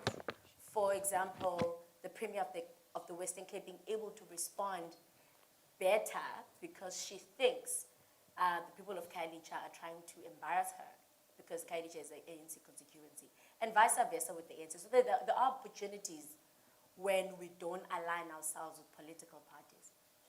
But I think the very important question that we're asking ourselves is how do we engage with that space? Even if we don't identify with a particular political party, but how do we engage with that space? Because it has a lot of power. I think many people are going to remember now there was a vote of confidence earlier in the year. And there was a lot of mobilization on trying to say we want Jacob Zuma removed. Because we know why he should be removed, not because we don't agree with the ANC or whatsoever. But the power we had in getting him removed, we didn't have that. And these are the questions we're starting to ask ourselves is how do we position ourselves? There's different organizations with there's different examples we can learn from. Personally, I don't think if we form another political party and contest elections, we're necessarily going to address the problems. Another question is how do we engage with all the current political parties that are in parliament now? And the nature of us being adversarial may change. Another question is we know that the whole electoral system itself is a problem. But what are we doing in order to try and push for a lot more accountability, a lot of participatory democracy in the whole system? So there's a lot of these questions that I think they're difficult, but I think we don't have a choice. We have to think about these questions, and we need to try and find ways to break through. There's organizations that currently, in Joburg, that I've met through the work that is currently done on urban land. They're using their alliance with the ruling party in very strategic ways. And what can we learn from that? And personally, from where I'm from, and I think Wiseman, you know this, we have like divorced ourselves completely from aligning with any political party. But I think it's about time we look beyond that. There's different examples. A lot of these examples have different shortcomings. They're not one answer fits all. And we need to find one that fits the South African context, because currently 2019 is coming, 20th of December is coming, and some of us are outside the room where the decision of the ANC is going to be made. And some of us don't practically care whether it's Cyril Ramaphosa or Nkosazana Zuma that comes out, because we know who one of the two is not going to deal with the problems that we have. And these are the questions we must start to engage in. This is the political engagement we need in our own movements. Our own movements of toilet, of education, of poverty. They need to talk about the politics of the country. They need to talk about how we contribute to the broader political discourse. And I think they're all difficult, but I think we have I'm confident that we do have the ability to actually be very strategic in terms of how we use our power, because we have it. And we've seen in terms of all the work that we've done, we actually have our power. We just need to use it in ways that speak to the broader political questions. Hopefully we're not going to have an ANC in 2019, but hopefully we'll have political parties, whether be DA or EFF, that think differently about social movement, that think differently about poor communities. Because currently we have a lot of protests, but they don't care what we're saying from the outside, because they can decide whether they want to respond to the calls of poor communities or not. And I think that's where we need to come from. And I think it's a long debate that we need to have, but these are questions we actually have to unpack. Thank you. There's a question of, so there's also a question of how you deal with internal issues around class. Upal, do you want to take a quick stab at how this has come up with your work and in some of the work you've been doing? So just a quick snippet on some of your thinking on that. Yeah, so, I mean, I think that this question is paramount. I was sharing with some folks yesterday that the elephant in so many of our rooms is global capitalism and how it's not working, and how it leaves so many of us quite literally in squalor. And the work that I do with the Black Alliance for Just Immigration is largely situated around much of this question, working with both African Americans in the United States, but also with Black immigrants from Africa, the Caribbean, different parts of the Americas, and so on. And we're stuck in a place where we know that despite whether or not you are formally, a citizen of a country, that isn't sufficient, right? You aren't guaranteed maybe a living wage or even a minimum wage in some cases. The benefits that one might expect or should expect of their government, of their society, just don't exist. And so there were some comments that were raised earlier that got me thinking. I think particularly, Bernadette, you mentioned abundance. And I just believe we actually have to flesh that out and remind ourselves of what truly exists in this world and what also exists within each of us, the creativity, the ability to fashion new economies and new ways of relating to one another, where we say, no one actually has to be homeless. Like it's actually, it's not tolerable, and we can't maintain the status quo as though it's okay. It just isn't. Similarly, Charlene mentioned, what are some of the edges that we're pushing up against? People should not be, we say undocumented in the US, or this notion that human beings can be quote unquote illegal, right? It's disgusting, it's deplorable. And I know for myself, and I'm sure for everybody in this room, we don't want to live in a world where people can be seen as such and that will be okay, and we operate as a society as though there's a class of people that don't belong, and quite literally their existence is criminalized in so many ways. And as a result, you can see things in the US. We're seeing people being actively stripped of their immigration status, and we have 11 million, if not more now, undocumented immigrants in the United States. And that's intentional. We have systems that won't operate if people were to be formally brought into the economy, or if they were to also have a situation where they were able to stay in their own home countries, right? Because of the ways in which the global economy is set up, the way in which global capitalism and economic globalization is impacting people all across the world. And so people quite literally aren't able to stay in their homes. I'd really be remiss if I didn't mention what's going on in Libya right now, which I think so many of us are thinking about, are watching. Thankfully CNN covered it, but it's been going on for years, right? Quite literally for years. African migrants being enslaved in Libya.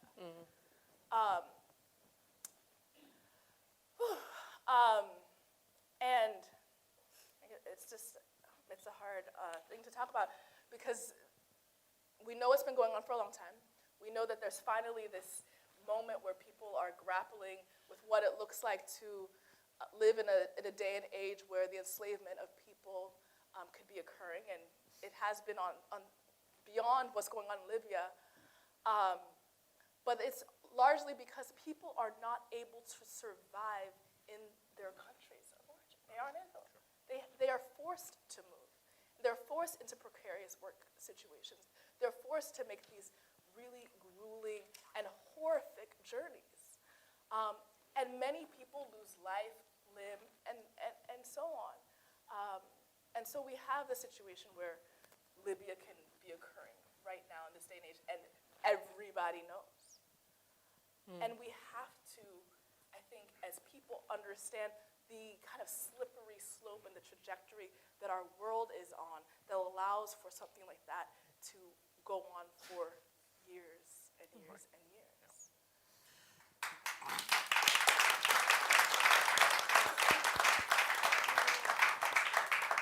Monica, one of the things that struck me over my trips to Northern Ireland over the years,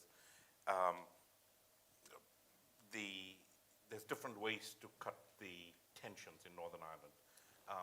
Class is clearly one that's very prominent. In your experience, what has been a way in Northern Ireland where the voice of the working class has been incorporated or remiss, or attempts at incorporating it into moving forward for a vision for what a future Northern Ireland should look like? It's really important question, this question of class. And actually the two main parties in Northern Ireland at the moment, the Democratic Unionist Party and Sinn Féin, would see themselves as predominantly the party of the working class. The previous party was seen as the party of big houses. And yet the question is, how much did they retain the status quo when they had the opportunity to do things differently? It's different in Northern Ireland than South Africa. From what I hear and have seen in South Africa over the times I've been here and read, is there was a lot of incorporation of civic society into the ANC and into the parliament, both from the trade union movement and from many of the NGO community, in terms of taking the leadership of that. And to me, it's kind of sad because they're much needed where they were. And in Northern Ireland, that didn't happen. In fact, quite the opposite happened.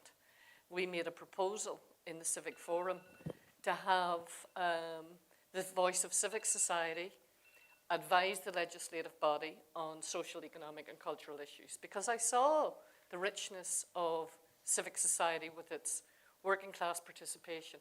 It's chaotic, it's messy, but it's rich and diverse, and it's pluralist.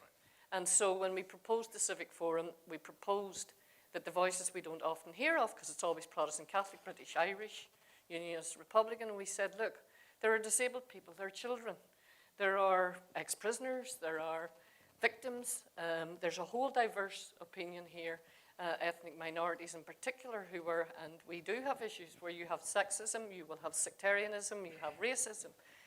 And those are the issues that were needed to be tackled in the transformation. It was stood down and abolished. It's in the peace agreement. So we did not do what South Africa did, and civic society has stayed outside, but has remained very constructive. Menina is here, Menina O'Prey, who has been greatly involved in a social justice initiative. Actually, those two words are very interesting. Because human rights became so contested in Northern Ireland, it was turned into these words, social justice, because it meant something to the working class, more than the words perhaps human rights. Because if anybody knows how to exercise their rights, it's the educated and the litigious. And often it's those who don't have them, who need them most.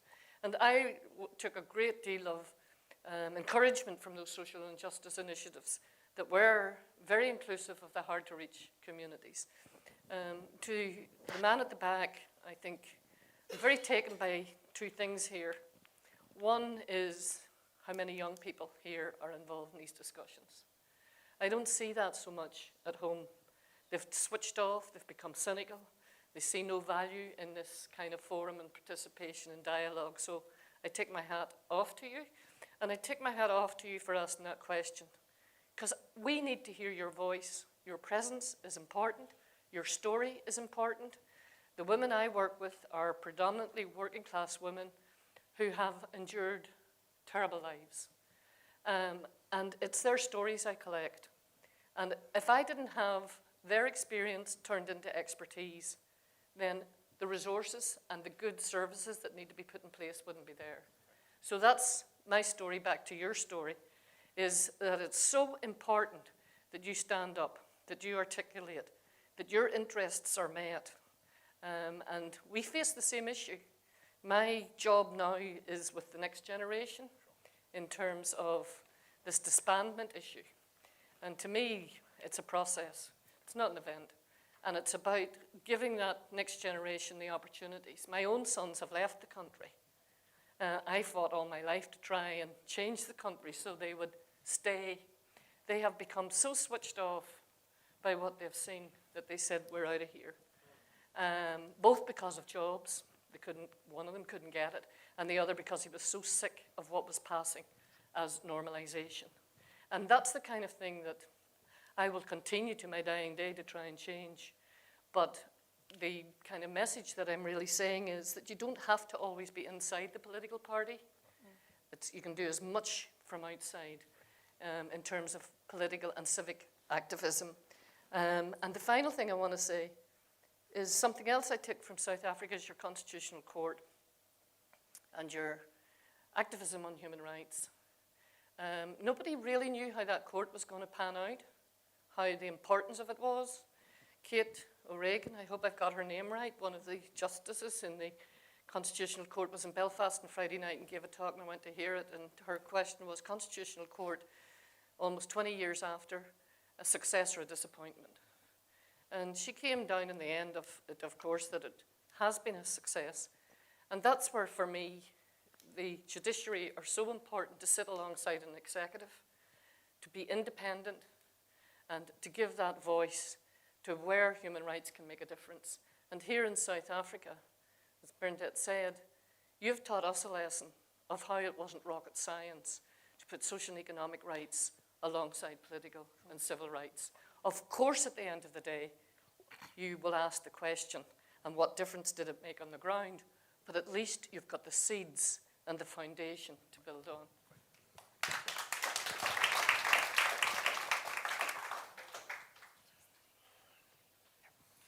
So, thoughts, questions, insights from,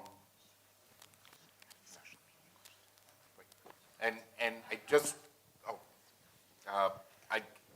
we have about. In the UK, and my question is very quick and simple, I promise. I'm just, because the work that you guys all do is incredible, and actually it's quite inspirational for me, and a lot of things that I'll be taking back to the UK. And I just want to know how, I suppose you guys, what have you put in place to overcome your barriers and your struggles that you're currently facing? I suppose that's the question that I just want to know. Thank you. Good question. Okay. My name is Mosuli. I'm from Ingulego in Mind and Labour Community Media from Forum. I wanted to talk about building movement because it's a very interesting subject because many movements collapse because of sustainability. What I think is, a movement can only be built if it has a legit struggle. For example, you cannot say you can collapse TAC because you've got treatment, because they also have a duty to fix the broken system within the health system.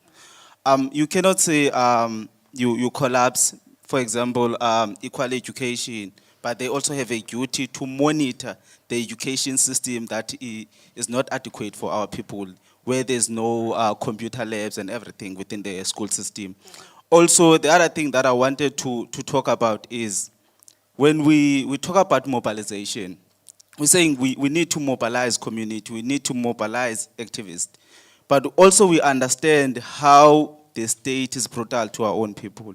I think this is the other thing that we need to look as the people who advocate for democracy and as the people who uplift the constitutionalism, Yonela, on that part. Also, the other thing, lastly, we experience it even to Rosma's fall. Students were mobilized. They were struggling and advocating for legit struggle. But we know how the police respond. So these are the critical things that we need to look as an activist rather than to sit back, because we also know that freedom and democracy is not for the privileged. It's for everyone. Every citizen must enjoy freedom, must enjoy democracy freely. Yeah. Thank you. So there was a question directed at you that was that probably we don't have enough time for, because it's probably an entire session on its own.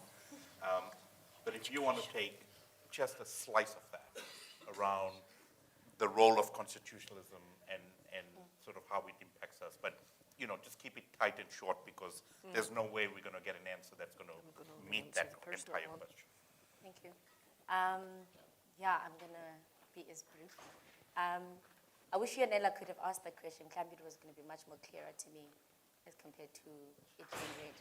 I think when it comes to constitutionalism, a lot of people who know me, I'm very wary of throwing terms, and I'm very wary of using theories to explain our struggles. I'm rather a person who wants to understand our struggles and maybe use theory to explain them a little bit better. But if we talk about constitutionalism the way we all speak about, personally, I'm grateful in our current context that we have a constitution that speaks to all the rights that we should have as South Africans, that speaks to all the human basic rights. The question of whether they are made real or not is a second question, which we're trying to advance. And I feel like in our context, a lot of the work that we're doing, we already have a foundation to advocate from. And again, we're fortunate for now that we still have courts that are very efficient in enforcing our constitutional rights. And so that balance for me is one of the tools that we have as activists. But I think it's also a balance that we need to be aware of, because the more we use it often, the more we abuse it, the more we're gonna kill it at the same time. We've seen how our ANC government has targeted the key independent institutions because of the very same role they have in advancing our constitutional rights. So in a way, as a document and as a vision, I'm still a constitutional baby because I was born in 1989, and that's all I know. And I think secondly, there was a question around the continent. And I think this is I wasn't sure what the question was asking, but I've realized that as South Africans, we're very arrogant about our position in the continent. We're very arrogant in where we are as a country. We're very confident around how far we've come. And so a lot of our struggles aren't located in the whole continent. They are all South African. And I think that's where we need to change, because if we're talking about broader global politics and policies and political economy, we can't do it as South Africa in isolation. We need to talk about the whole continent. And I think I've been inspired to hear over the past week about how activists that are even in high school, how they engage on what is happening in Zimbabwe and the in-depth discussions that they're having around what's happening in Zimbabwe, in Uganda, sometimes a lot of people working on LGBTI rights and how they make us understand some of these issues. And I think as South Africans specifically, we haven't done a lot of that. A lot of people, when you engage with activists from outside South Africa, they actually have a good sense of what's happening in our country, but we're not paying that in return. And I think there needs to be a combination of the different relationships in building that. That's right. Yes, South Africans haven't been very reciprocal with other struggles historically. And I think we need to be much better about that. With ours, you were pretty good. No, I want to just elevate a couple things related to Pan-Africanism. I didn't quite also grasp the question, but I just, I look at some of what is taking place on the continent in terms of emergent networks that are Pan-African in nature, and I'm in awe. I'm in awe given the different languages that are spoken, given the technologies, infrastructure, and so on, and I'm looking to different networks such as the PACJA, so looking at the ways in which this Alliance for Climate Justice is mobilizing people all across the continent, acknowledging the fact that 6 of the most acutely impacted countries by climate change are on the continent, of the top 10, are right here on the continent. So taking the types of courageous stances and developing leadership that is continent-wide, I think is so, so important. And I just want to, elevate that network as one of the vehicles and places where I see that occurring. I also am thinking about an international network that Baji is a part of called the Pan-African Network in Defense of Migrant Rights, which is also largely based on the continent, but there are a few other organizations that are situated in Europe and in the US that are also grappling with this question around the rights of migrants, of Black migrants in particular. And so they're beginning to develop their own response to what's happening in Libya that is African-centric and relies on the leadership and the cultural nuances of folks here. And just acknowledging the fact that they've been dealing with anti-Black racism in North Africa for generations. Right. And then, of course, Femnet. I think about African feminists and just the vibrant network that they've created. And I just want to elevate those as just key kind of Pan-African networks that are developing and amplifying the needs of grassroots communities that I think is just really important in this conversation. Can I address the question of barriers? Yes. I think that's a really important question to ask, both on a personal level and a systemic level. The most important thing I'd say at a personal level is none of us can do this alone. You need a good team around you. You need a support network around you. Not only because if you break a leg, you need to pass it on, but also because there will be so many days when you will be, like I was, told to shut up and sit down or to get out of the kitchen, go back to the kitchen or whatever. And you need people to encourage you. In Ireland, we weren't very good at this. When Americans used to say to me, "That's a lovely dress," I used to say, "That old thing? Sure, I got that for nothing." And then I learned to say, "Why, thank you." Because that was a compliment, and I had been brought up in a culture where you kind of didn't, well, you certainly didn't praise yourself, and you couldn't even take praise from anybody else. So for me, culture, cash, confidence, and custom were the 4 barriers that we faced in our activism. And Tito was telling me something about what he did in relation to him as a man. I watched this film in a maze. Maybe you were describing yourself as a constitutional baby. I love that idea. I was probably a negotiation novice, but you learn these things. And so maybe had some success because people gave to us, we're now giving back to others. But I think that the biggest and most difficult challenge of all our lives is the changing of attitudes, changing of those norms. And it's an unfinished business. But that's what social activism is really about, leaving that legacy. Not only are we to be strategic, change those laws that were so discriminatory, change those laws that were so unfair and corrupt, and change those policies that weren't about redistribution, But that is very much the big systemic stuff. Very much at the personal level. It's from every one of us, but it's also the influence that we leave, the legacy we leave. Did you actually, in the end, manage to change a critical mass of attitudes? So the country that you're living in is a better one than you came into. Great. Thank you.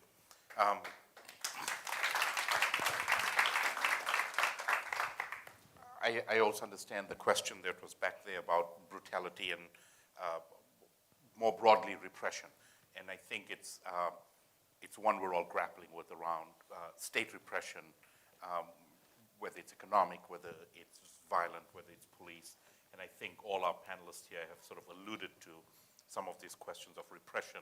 And I think it continues to be one of these themes that have come out around having not just democratic institutions, but how do we continuously figure out ways to hold our institutions accountable. And that becomes the sort of central piece of what we're trying to do, and continuously try to report and expose whatever repression and brutality that continues. And so I think that without sort of trying to get through the answers here, I think it's also been a theme about how we continue to be vigilant around those issues of repression. Can I just say one quick thing quickly. to that? So in the U.S., we've been, our movements have been they've been criminalized, they've been demonized, and so on. And the latest thing to happen is coming out of the administration. The FBI has been surveilling us, and they've now created this term called Black Identity Extremists. BIE, Black Identity. So for the fact that we have the audacity to say being black is not a crime, or for the fact that we have the audacity to organize and to demand our rights and to demand justice, we are now being characterized as a problem, which is, is not new. It's not new. Subversives. We've seen this before. Radicals. Right? Radicals, all of these things. But the state has now said they're such a threat that we're going to systematically begin this program that will allow us to effectively, deem them as a threat, right? Like almost like a terrorist threat, a threat to our national security. And so I just want to, I want to raise it in this space just because the more we, assert ourselves, the more we're able to capture the imagination and change hearts and minds and so on, the more those who are in power and who are okay with the status quo begin to devise or refine their methodologies that'll allow them to repress us and suppress us. And I just want us to be mindful of the morphing of that, and remind allies and folks who are co-conspirators in this movement to stay vigilant for the ways in which the state morphs to deal with us, people that they see as a threat. Right. It's happening with this kind of federal level, but it's also happening at the local level. There are new laws that are criminalizing protests. They're calling some of our tactics, they're calling us economic terrorists. That's the label that's being used. And then there are also these other, laws and different proposals that are under this umbrella called like the Blue Lives Matter bills. And so, meaning police, right? Law enforcement lives matter. Yeah.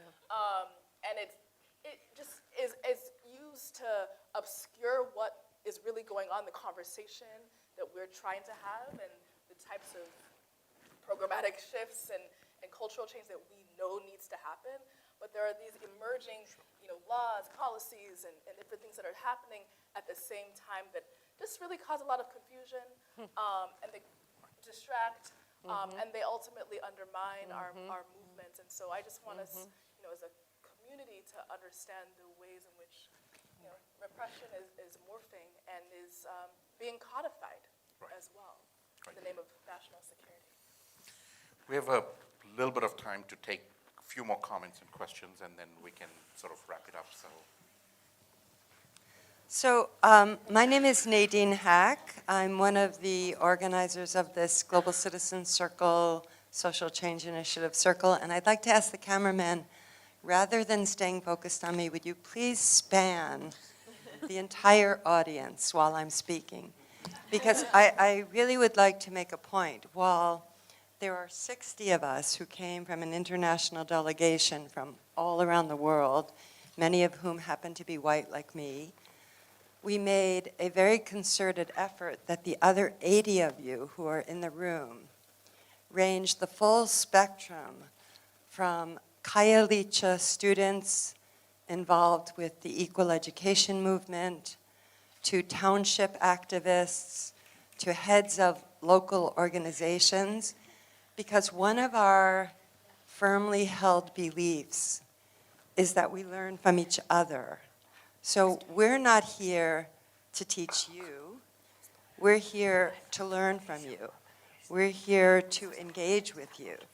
And your voice, as Monica, Opal, Pumisa, and Heaton has said, is every bit as important as any voice.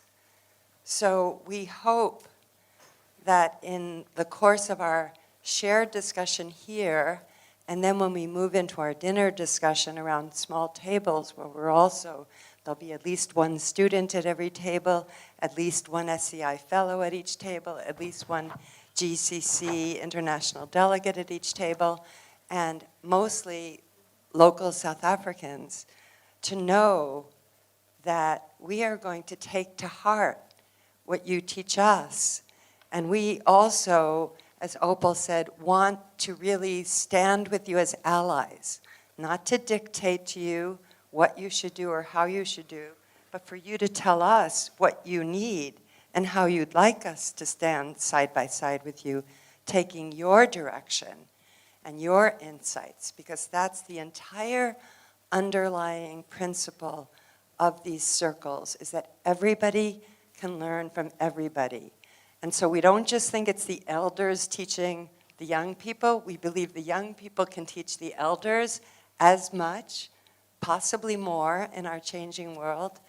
And so I'm really grateful. I hope the camera is spanning and catching the diversity, the incredible. We have people from every sector: academia, media, business, civil society, local residents, organizers, and it's really what we've started here, we hope will continue. We hope that all of you who are in the room will exchange, if you have cards, share cards. If you don't, write down on a piece of paper, because this is all gonna live on our GCC website, and we want the dialogue to continue. We want to create a network of support for social activists throughout the world, where you have other allies you can call on and count on.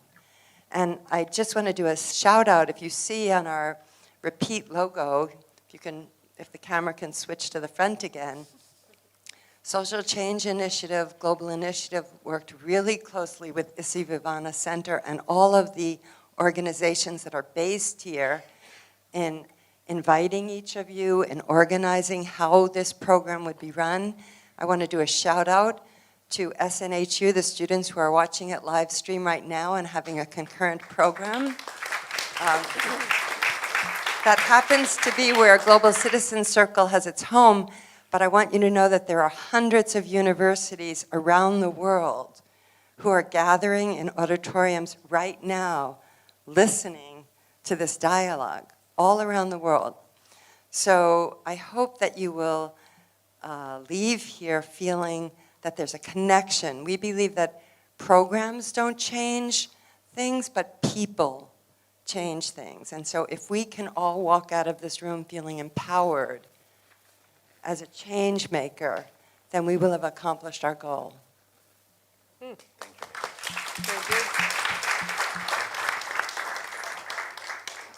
Sabu, could the microphone go to Sabu, please? Thank you. Hello.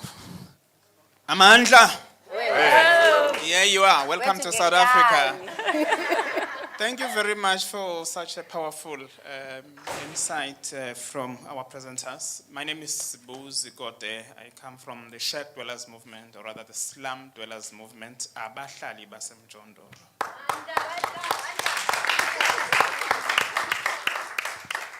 Well, my question is around the question of solidarity. I would want just to put this on the panelists. Your views around solidarity, has it worked? How can it be made to work more effectively, both at the national level and maybe international level? I mean, the real solidarity, not solidarity in words. I'm saying this because often many of us are organizing under difficult, really difficult conditions. Thank you very much. Thank you. Good question. Thank you. Thank you, Sabo. I think that's a Oh, yeah, please, can I ask something? My name is Alta and I work right here where we're sitting in the Bertha Movie House. Monica, you were talking about the importance of stories. So some of it happens in our library with Jongi, with community and books, and here it happens with community and movies. And yeah, I'm so happy to host you all here. My question is, as leaders of your organizations, maybe especially Pumeza and Opal, how should we or how can we think about people who have become sort of cases or catalysts? So I guess Trayvon Martin or Mike Brown, or maybe for us more recently, Michael Komape.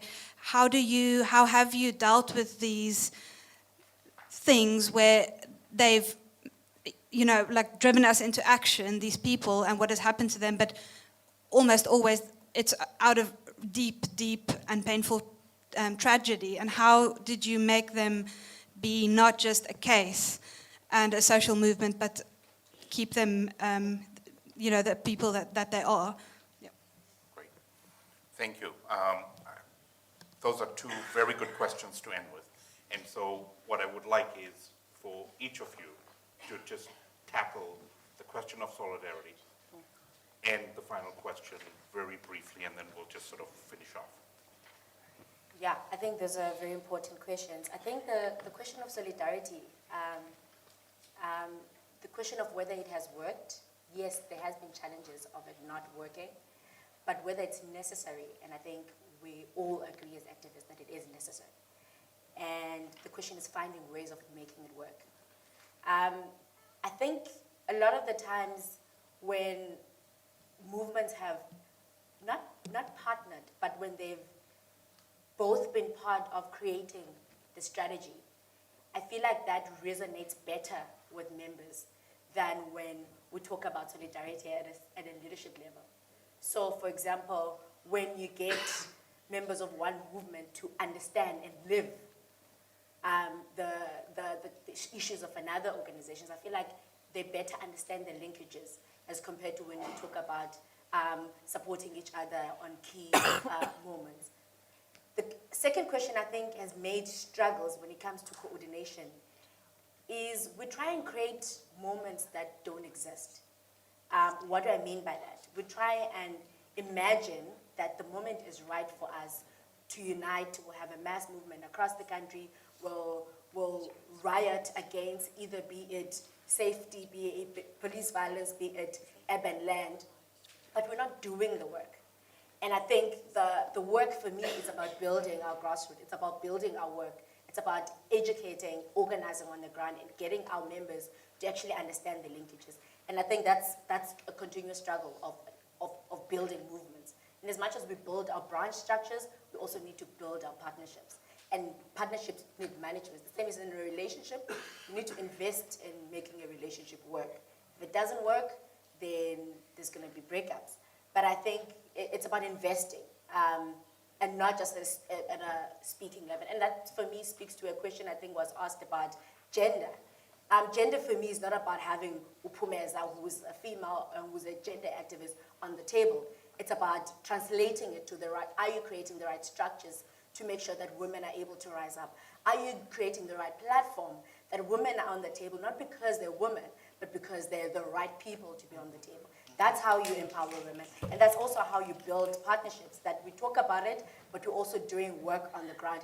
Everyone else might not see that we're actually in solidarity with each other, but if we know that our work contributes to each other. There's no point of me duplicating a campaign that is done by somebody else, because that same campaign is going to speak to the needs of the constituency in which I represent. And so that's where strategy, and that's where utilizing the resources that we have in a way that's to the broader picture. And the last question, I think, about and I think when I started, the question about case studies. For example, Michael Kumape is, as a child, the child died.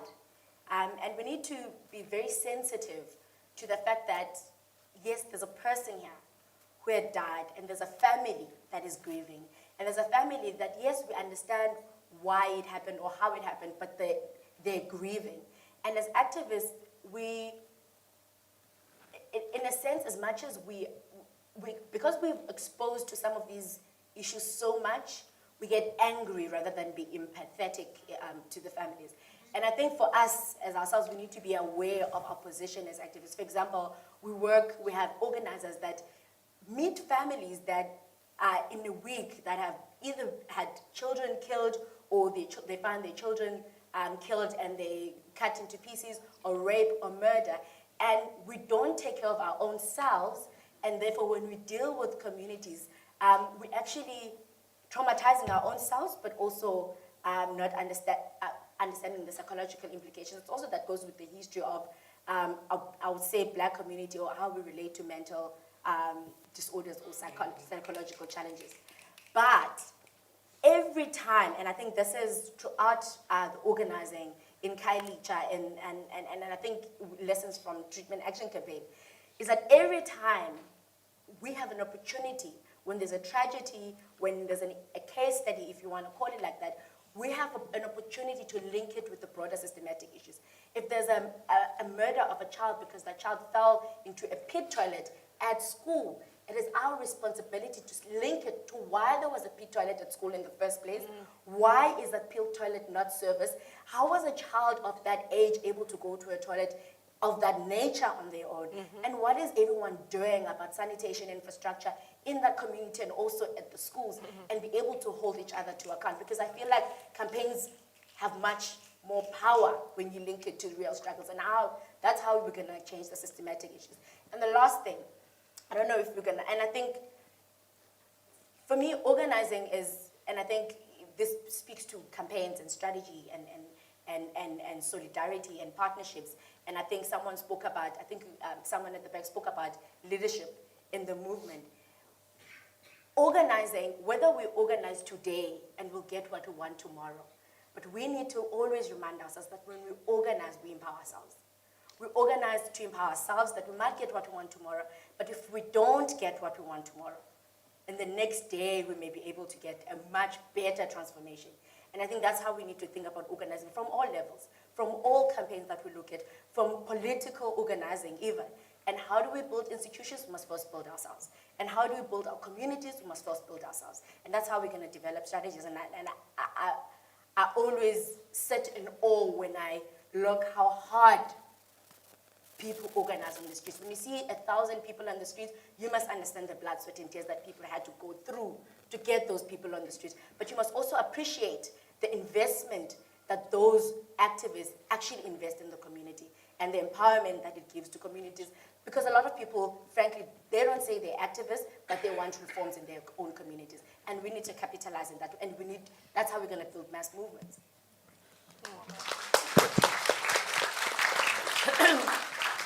The people at the back may not see what's happening here at the front, which to me is solidarity.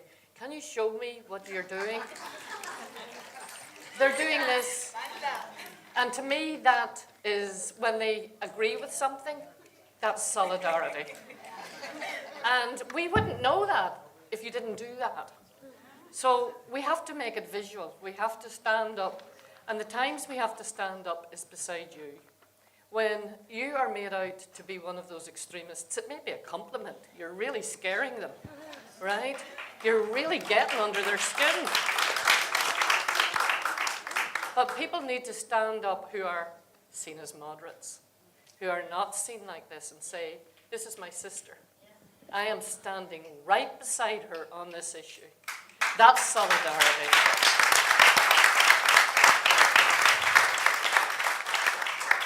And the times when we're discouraged, the work you do must be tremendously hard and you must get burned out. And sometimes somebody just needs to say, come on with me, I'm going to give you some rest. That's solidarity. And at times when we were in crisis in Northern Ireland, the Global Citizenship Circle gave us that rest. Here you call it a retreat, but in Northern Ireland that's a prayer meeting, right? So we don't use that word, That's right? We just give you time out and residentials. But the Strategic Change Initiative, there are women and men in this room who are mentors. That's solidarity. Because you are able to pass on your experience to those who are coming along and lifting the baton. To me, that is a tremendous initiative. I never had much of a mentor. Actually, my sister was my mentor. And, you know, that I pay tribute to. Everybody needs a rock, and she was my mentor. And I am absolutely certain, Tito, for the people of Boston, you're the symbol of solidarity. And I hope one day you become the mayor soon.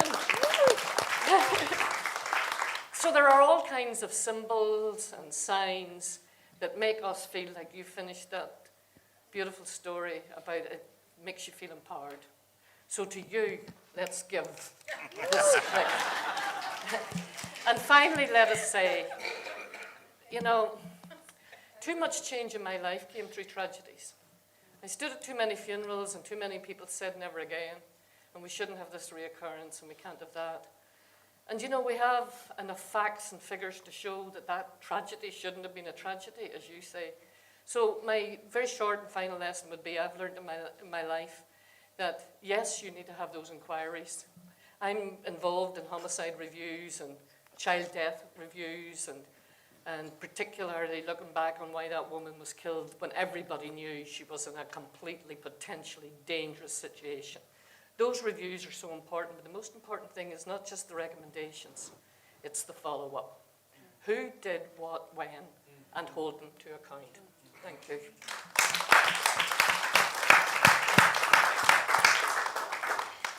Well, briefly, see you. Ultimately, I believe that people of conscience are the majority. We are the majority. I believe that we have the power to transform our world. And I think, clearly by some of the examples we've been sharing all this afternoon, from the experiences that you all have, we know that our lives and our struggles are intertwined. And so myself and the work that I'm doing alongside so many brilliant organizers and community members and leaders in the US is really situated around a practice that says we have to show up consistently for one another, acknowledging that, right? Our destinies are intertwined.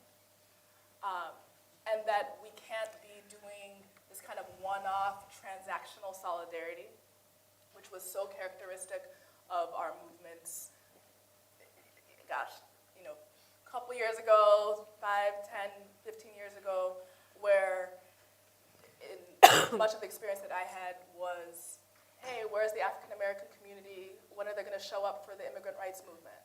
A lot of this kind of making requests and not recognizing the current conditions that, for example, African Americans were faced with. And there was a kind of almost a cloak where folks in the immigrant community weren't recognizing or weren't able to see that Black Americans were also faced with a number of challenges. And it wasn't until they started seeing the viral videos of Black people being killed in the streets that folks realized, oh wait, there's a very real issue of systemic poverty and criminalization and brutality and extrajudicial killing that's happening.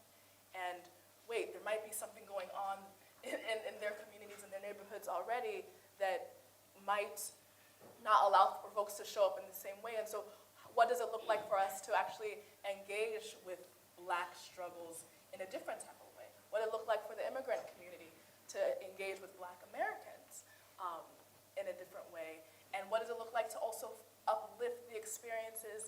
of, for example, Black immigrants from Africa, the Caribbean, and so on, who are also impacted by these struggles. So all of that to essentially say that we're having a more nuanced conversation and nuanced practice around solidarity that has moved us from this kind of transactional, I show up for you, to a more transformational solidarity that looks at how am I invested in your struggle because I know that is actually me and that is a segment of our community, and if I don't show up and show up consistently, the erosion of our liberties, the erosion of our rights will undoubtedly impact me too.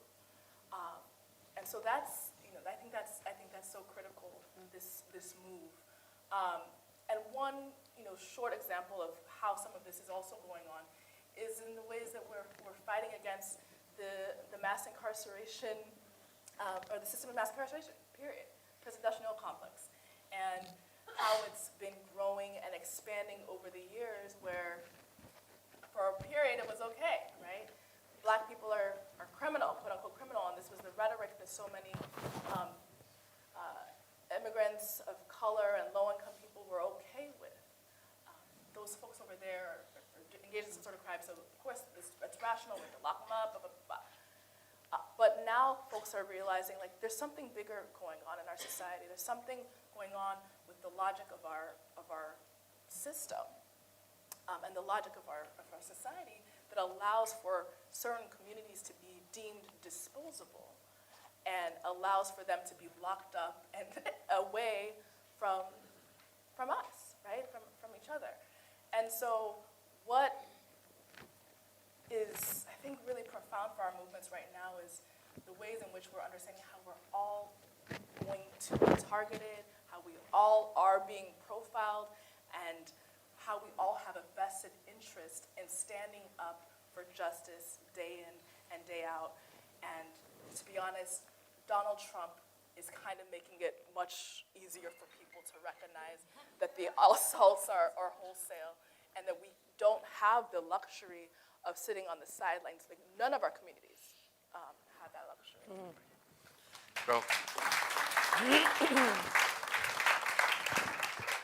Well, lots of food for thought that we hope will continue as discussions when we all break over to the hall for dinner and at our table. So I hope that this is a beginning of a discussion. So please join me in really thanking you. Well done. Well done. You are amazing. You're amazing. You're a real inspiration. You are the next generation, you know that. Thanks. You're the leaders of what?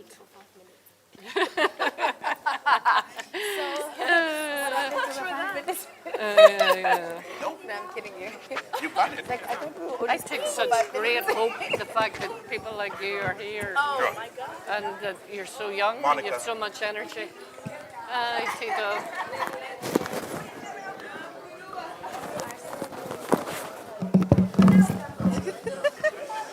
Oh, that's thank you word for Pleasure. about to pack it up.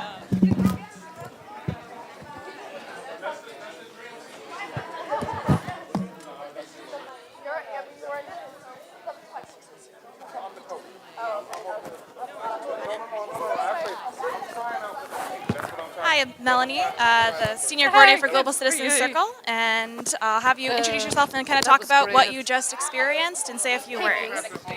My name Well is done. Tetra. I'm part of the Well Social done. Change And Initiative's apologies for fellowship coming program in. I and thought part of maybe Sachs would get Masutan annoyed that I based didn't in realize Bishop Johannesburg. Tutu was leaving It was at an that important moment. discussion, and the idea that they have an all-women's panel from countries with such a deep shared history that is in so many And ways was invisible. quite What's something to happening have in to the pick it up US again after he or left, from you the know, spins of Black Lives he's Matter, what's gone. happening in South Africa post I was just saying, I'm 1994 glad that he didn't democracy, avoid your and question. somehow finding ourselves in a Because it was social such an and important political one. crisis And we, moment. it takes a much And as well longer what happened time in Ireland, on the that is geopolitics. not Yes, necessarily but a I'm only struggle here, that is your guys are understood. up on the other The fact that they side. don't even have a And I'm down government on the at Cape the Town moment, side. like represents Yeah, many yeah, ways so we're, of the challenges of life. well, we'll stay in relying on a touch here. system I'll give that you my provides card. a structure and then it I guess completely I have it here. collapsed. And what does it do to like the poor and working class people? One of the most interesting Just a things I Saturday. found, I found the entire thing interesting, but how, for instance, if you think about the setting up of institutions like the United Nations to create a universal declaration on human rights, and yet the social and economic rights are like some of the most, seems like, unattainable rights of all, and yet they cause not only divisions and fragility in relation of how we build movements, but also in relation to really what is that aspiration of real felt full enjoyment of human rights and the achievement of social justice. So a very useful and important conversation that certainly I know in the movements where I work, it's like an ongoing conversation of not only reflection, but also of thinking where to and how to. Thanks. Okay, my name is Sharani Kambaram. I work with Lawyers for Human Rights.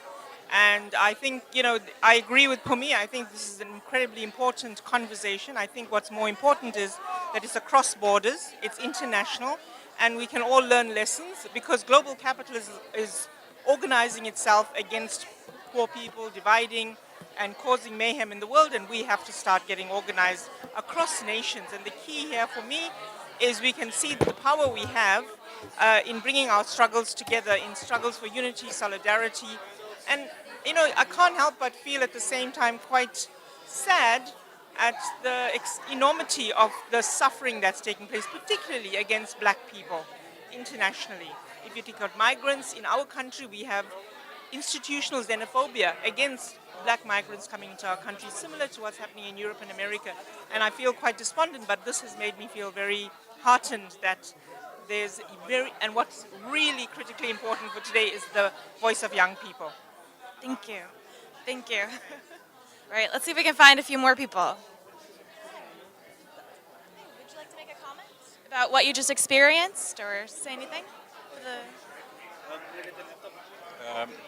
Yes, I think this is a very important interaction for particularly young activists in South Africa because we need space for them to be able to hear other people's stories because they have a huge mountain to climb in this country, and particularly in this city.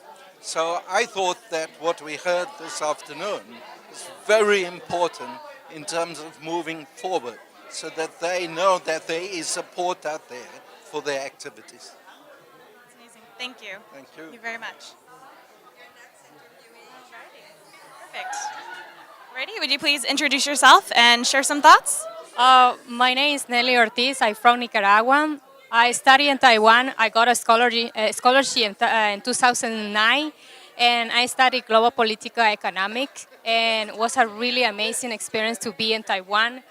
And now I decided to going back to Nicaragua because I believe that I can do more things in Nicaragua than outside. I am really prepared to go home because Nicaragua need people who love the country and bring new ideas because nowadays we are facing very difficult situation in many regions. In one of the cases, we have a big example is Venezuela. And I feel Nicaragua have to learn a lot for this country, and something similar is happening in Nicaragua. And I believe that if we have a people who love the country and they believe to find the right way and respect the people's rights and continue believing and improve the society and allow people to participate. Thank you, Nelly. Thank you. Alrighty.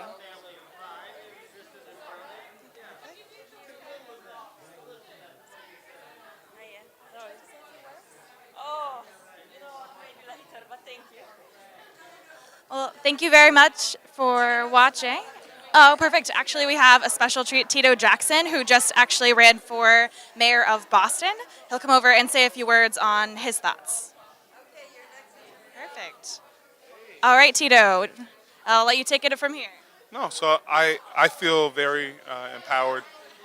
In particular, listening to these powerful women really school us on the need, in particular, for solidarity, but also to be very, very thoughtful and proactive about the inclusion of women and in the structures that we are putting forward.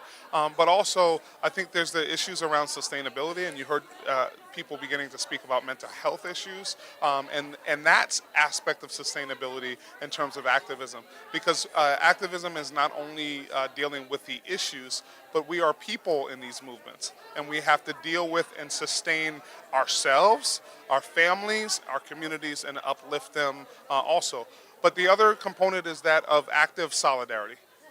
And you know, it's one thing to say, hey, we got your back, but I'm way back. No, we're not talking about that. But we're talking about, as Black Lives Matter matters is getting targeted by the FBI, that as an elected official, I have to step up and say something.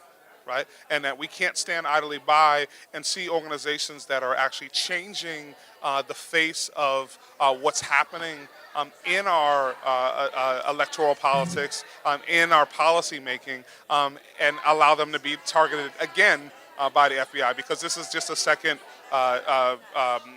version of COINTELPRO, which is what took out the Black Panther Party, which took out many aspects of other leadership. And also to hear it from Monica, an Irish sister, to be able to speak to what's happening there, and the real need for us to really come together and deal with, and she was speaking about people who are getting out of jail, people who are in paramilitary organizations, and how we sustain and build sustainable processes for them. So I'm actually elated. I've never been to Africa before, and being in South Africa is off the chain, off the heezy fo sheezy.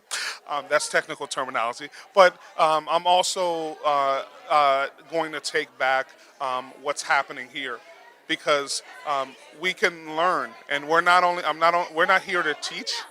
We're here as all students of one another to see what's happening here. And I would finally say this is one of the most optimistic things I have attended in a long time.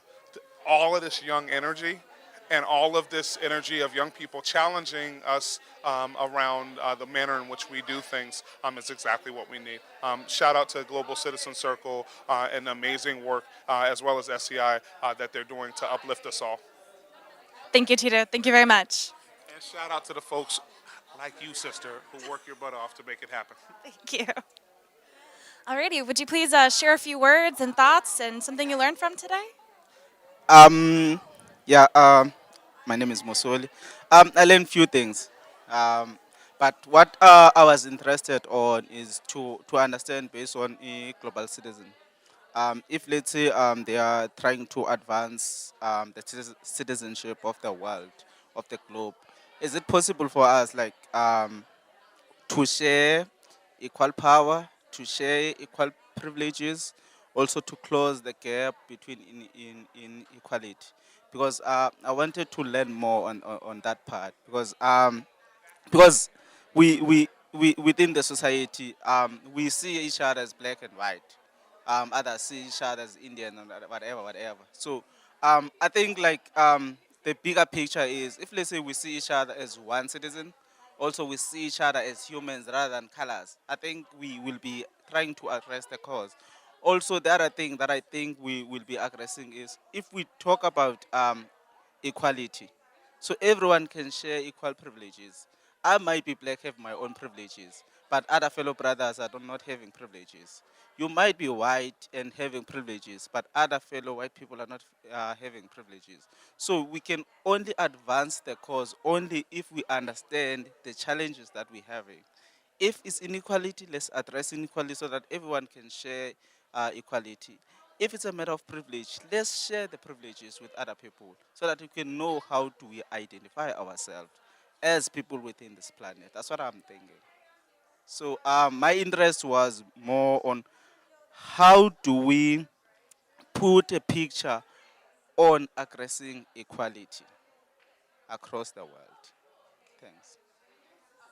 Thank you, and I think you make a very good point about seeing people as a human race together, and definitely write that question down, because I think that's something we should definitely address, and come chat with me later after dinner.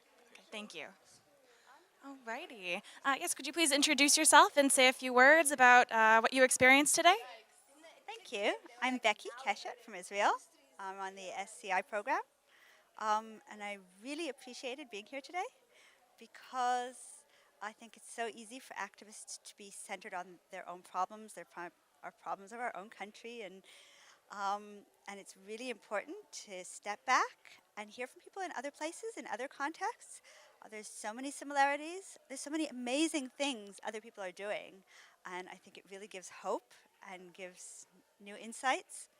And it was beautiful being at an all-women's panel of women from different places in the world, different ages. I really appreciated hearing a woman from Ireland who has so much experience, and hearing very young women here who also have a lot of experience, but are coming from a different generation. And I think that it's learning from the variety, from the difference in ages and different places in the world, and different experiences, which can really strengthen us and help us build better strategies, better ways of working. I'm going to take home ideas that I got here, and I believe that everyone here will take away something from here, a bit more hope and a bit more and new thoughts about how to deal with our problems. Thank you so much. Thank you, Becky. Alrighty, we're Senator Rodney from the United. Alrighty. So would you please address? Would you please name yourself and you're from, and just a few thoughts from what you heard today? So I'm Rodney Ellis. I'm a county commissioner in Harris County, which is Houston, Texas. I know you're wondering what is a county commissioner. So I'm an elected official for about 26 years. I was a state senator. So I've been active with the Global Citizen Circle since I was as young as you are. This was a very inspirational session today. I was very impressed to see that these young people are so energetic, much more intellectual than I was when I was that age, and I thought that I was an activist. So it really gives me a lot of hope for the future. I think it's good to have such a diverse group from all around the world to come and talk about ideas, exchange ideas on what they can do, what they can learn to take back to their various communities. And it was truly an inspirational chance to be with Bishop Tutu and his beautiful wife again, and think about what examples they have been, not just for people in South Africa, but all around the world. And it reminded me of how fortunate I was to get to know him when he and Winnie Mandela were making the rounds throughout the United States. And I thought about names like Alan Bosak and other icons of the social justice movement here in South Africa, and how far they have come, and also think and reflect on how far they still have to go to get things right. Right. Thank you very much, Rodney. Thank you. All right. Well, thank you very much for watching online. I hope you can continue the conversation online, stay connected with the Global Citizen Circle, and thanks again for watching.